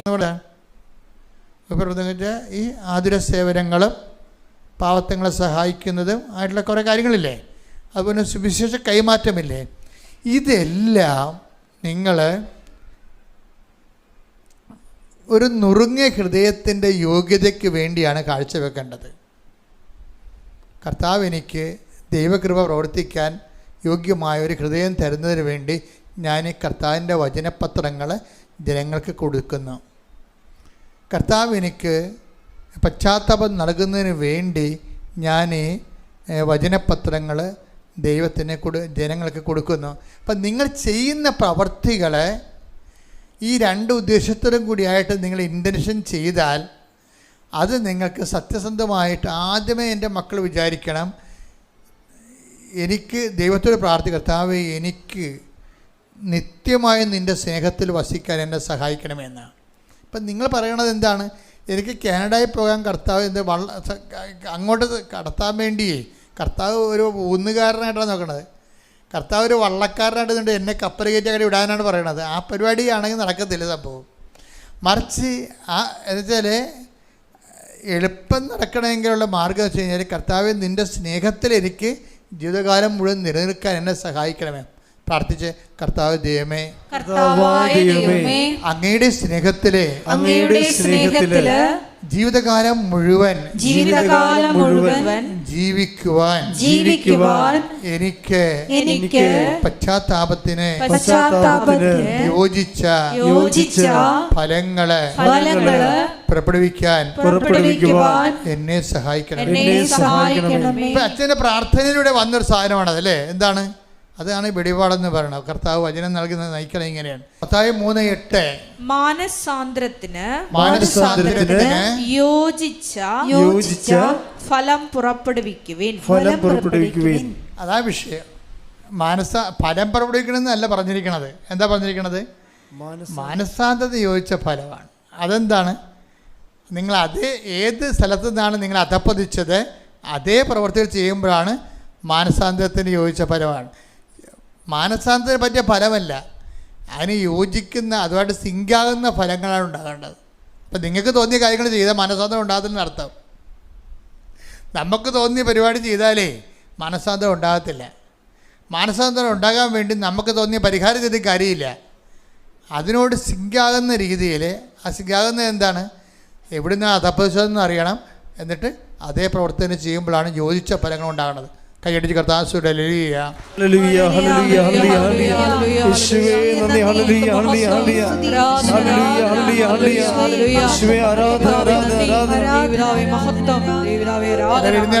എഴുന്നേൽക്ക് അസ്തുതിക്കട്ടെ. ഹല്ലേലൂയ ഹല്ലേലൂയ ഹല്ലേലൂയ ഹല്ലേലൂയ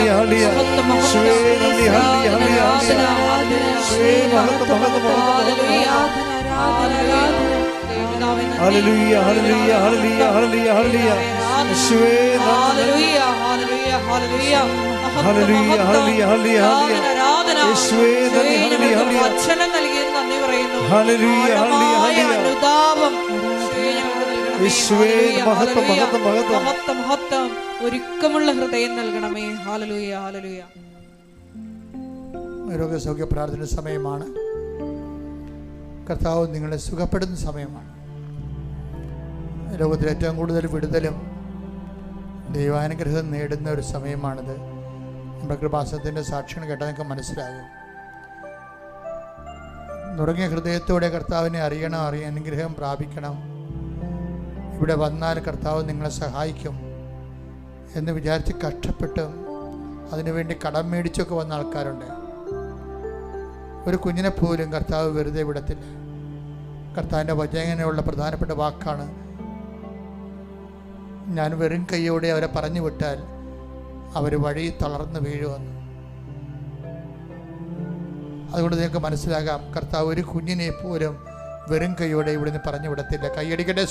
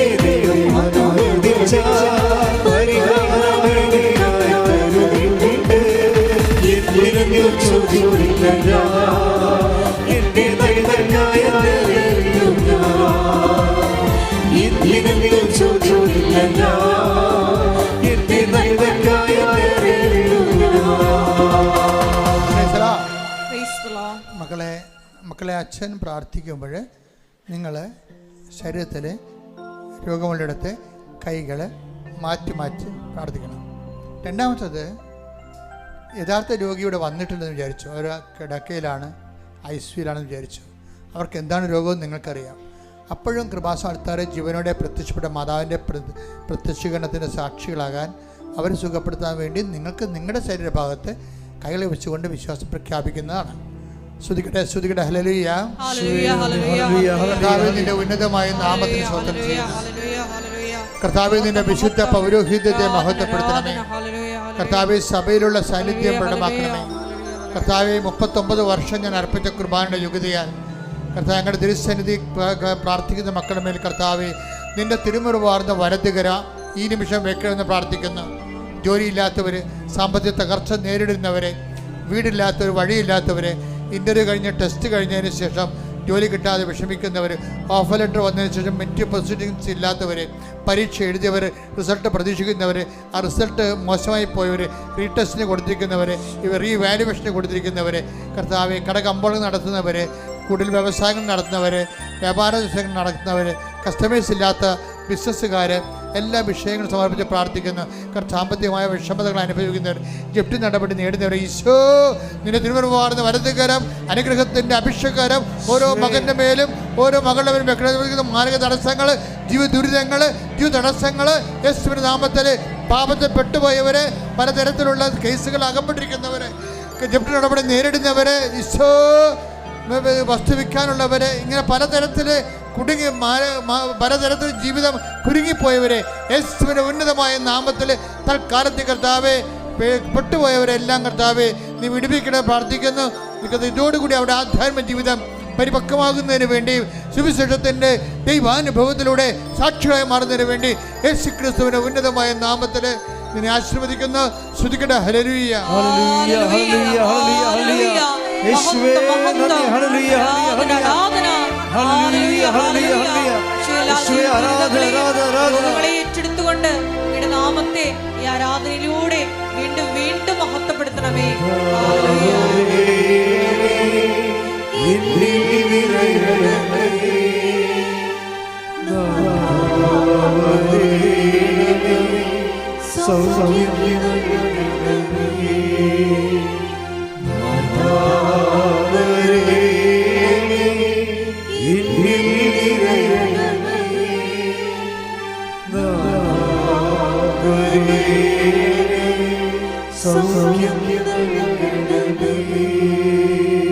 പരിശുദ്ധ പരമദിവ്യകാരുണ്യത്തിന് ആരാധനയും സ്തുതിയും പുകഴ്ചയും ഉണ്ടായിരിക്കട്ടെ.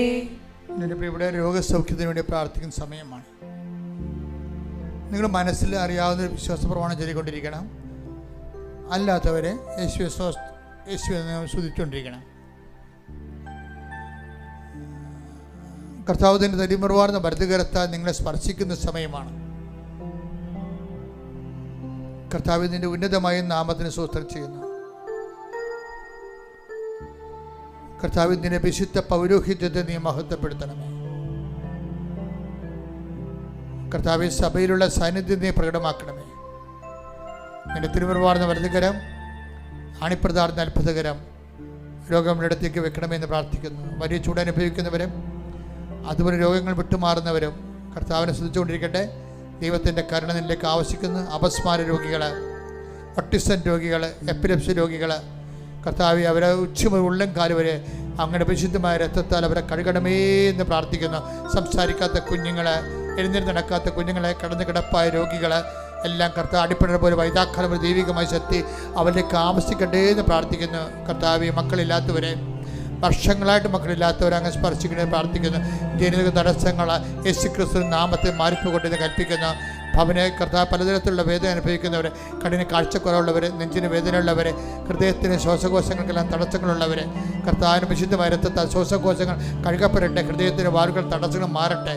എപ്പിലെപ്സി രോഗികളെ കർത്താവെ, അതുപോലെ വലിയ രോഗികൾ, അസ്മ രോഗികളെ കർത്താവെ, സിസ്റ്റ് രോഗികൾ, മുഴകളുള്ളവർ, പിസിയോടി രോഗികൾ, പിസ്തുല രോഗികൾ, അരിസ്റ്റസ് രോഗികൾ, അൾസർ രോഗികൾ, കർത്താവിൻ്റെ ബാധ രോഗികൾ, കർത്താവിൻ്റെ ഉന്നതമായ നാമത്തിൽ സഭയുടെ അധികാരത്തിൽ കൃപാസനം അൾത്താറെ ജീവനോടെ പ്രത്യക്ഷപ്പെട്ട പരിശുദ്ധ അമ്മയുടെ മധ്യസ്ഥത്തിലെ യേശുക്രിസ്തു നാമത്തിൽ മാരക രോഗങ്ങൾ, തീരവേദികൾ യേശുവിന്റെ നാമത്തിൽ മാറിപ്പോകട്ടെ. സ്തുതിക്കട്ടെ. ഹല്ലേലൂയ, ഹല്ലേലൂയ, ഹല്ലേലൂയ, ഹല്ലേലൂയ, ഹല്ലേലൂയ. യേശുവേ നന്ദി. Hallelujah, hallelujah.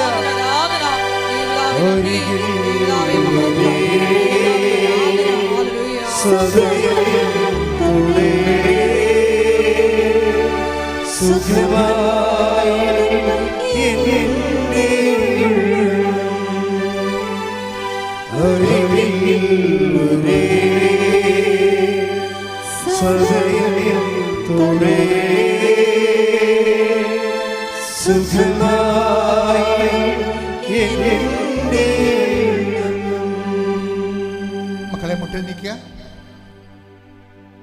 മൗനമായി പ്രാർത്ഥിക്കേണ്ട സമയമാണ്. അനുഗ്രഹത്തിൻ്റെ ഏറ്റവും നല്ലൊരു സമയമാണ് ഈ മൗന പ്രാർത്ഥന സമയം.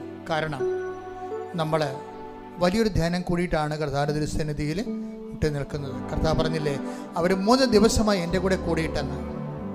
കർത്താവിൻ്റെ കൂടെ സമയം ചെലവഴിക്കുന്നവരെ കർത്താവ് വരും കൈയോടെ പറഞ്ഞുവിടത്തില്ലെന്നുള്ള സുവിശേഷത്തിൻ്റെ യാഥാർത്ഥ്യമാണ്. മൗനമായി പ്രാർത്ഥിക്കട്ടെ. അച്ഛനിവിടെ പ്രാർത്ഥിക്കാത്ത വിഷയങ്ങളെ പ്രത്യേകം ഓർത്ത് പ്രാർത്ഥിക്കട്ടെ. വഴക്കുകൾ, കലഹങ്ങൾ, ഭിന്നതകൾ, ഭിന്നിച്ച് താമസിക്കുന്നവർ, കുഞ്ഞുങ്ങൾ തെറ്റായ ബന്ധങ്ങൾ അകപ്പെട്ടിരിക്കുന്നവർ, കുഞ്ഞുങ്ങൾക്ക് വിസ പുതുക്കി കിട്ടാത്തവർ, വീട്ടിലെ കുഞ്ഞുങ്ങളെ എന്ത് ചെയ്യണമെന്നറിയാൻ പാടില്ലാതെ ഏത് രീതിയിൽ കൊണ്ടുപോകും, അവരെന്ത് പഠിപ്പിക്കും, എവിടെ ജോലി കിട്ടും അവർക്കെന്നറിയാൻ പാടില്ലാതെ അവർക്ക് ഗൈഡ് ചെയ്യാൻ പറ്റാത്ത രീതിയിൽ എപ്പോഴും ഒരേ കാര്യം തന്നെ ഒരു കൊല്ലമായി തർക്കിക്കുന്ന, സംശയിക്കുന്ന, സംസാരിക്കുന്ന, തീരുമാനമെടുക്കാത്ത കുടുംബങ്ങളുടെ മേൽ കർത്താവിൻ്റെ വിശുദ്ധമായ രക്തം തളിച്ചുകൊണ്ട് ഈ ആഴ്ചയിൽ അവർ തീരുമാനമെടുക്കും. ശ്രദ്ധിക്കട്ടെ. ഹല്ലേലൂയ, ഹല്ലേലൂയ, ഹല്ലേലൂയ, ഹല്ലേലൂയ, ഹല്ലേലൂയ, ഹല്ലേലൂയ. മഹത്വം, മഹത്വം, ആരാധന, ആരാധന. ഹല്ലേലൂയ, ഹല്ലേലൂയ, ഹല്ലേലൂയ, ഹല്ലേലൂയ.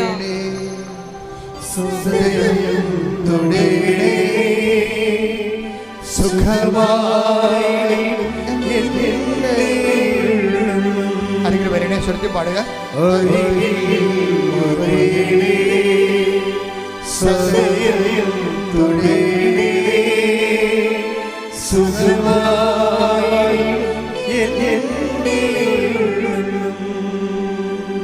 മക്കളെ, സാമ്പത്തിക തകർച്ചയുള്ളവര്, കടക്കണിൽ അകപ്പെട്ടിരിക്കുന്നവര്, രക്ഷപ്പെടാൻ മാർഗമില്ലാത്തവര്, ആരും സഹായിക്കാനില്ലാത്തവര്, ആലംബമില്ലാത്തവര്, കർത്താവേ, അമ്മയെ, പരിശുദ്ധമേ, ദേവമാതാവേ, 7 ദിവസത്തിനുള്ളിൽ ഈ വിഷയത്തിലും ദൈവിക തീരുമാനം ഉണ്ടാകാൻ വേണ്ടി ഇട്ടിമുഴക്കം പോലെ ശ്രദ്ധിക്കട്ടെ. ഹല്ലേലൂയ, ഹല്ലേലൂയ, ഹല്ലേലൂയ, ഹല്ലേലൂയ, ഹല്ലേലൂയ. മഹത്വം, മഹത്വം, ആരാധന, ആരാധന. ഹല്ലേലൂയ,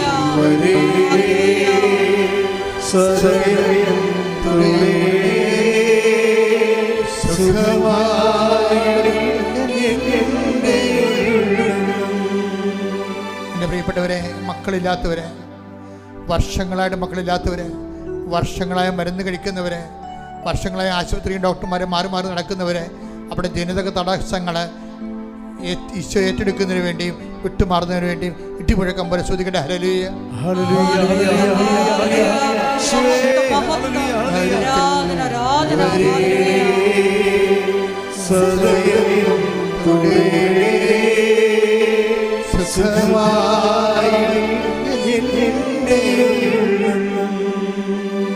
എൻ്റെ പിതാവേ, അങ്ങനെ മക്കൾ അങ്ങനെ ദിവസം കണ്ണീരായി നിൽക്കുകയാണ്.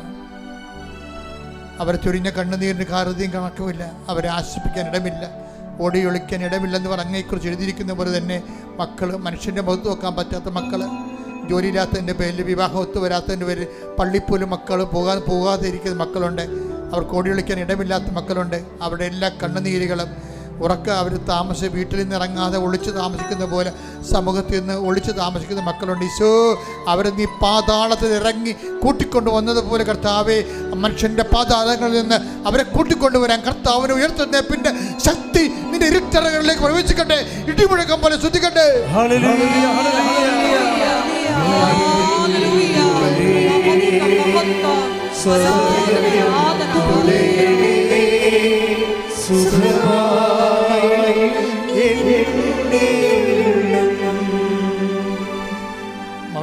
പ്രാർത്ഥിക്കട്ടെ. ജീവിതാവശ്യങ്ങൾ മൗനമായി പ്രാർത്ഥിക്കട്ടെ.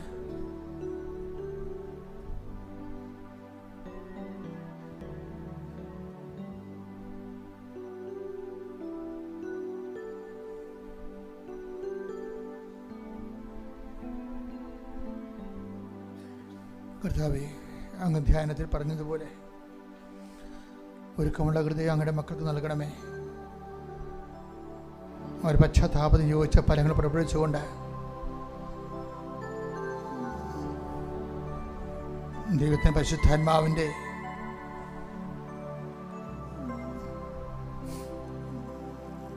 മുപ്പതും 60, 100 മേനി കായ്ക്കുന്ന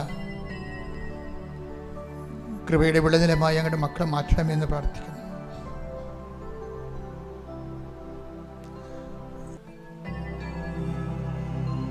ശിരസ് നമിച്ച് നമുക്ക് ദിവ്യകാരുണ്യനാഥന്റെ ആശീർവാദം സ്വീകരിക്കാം.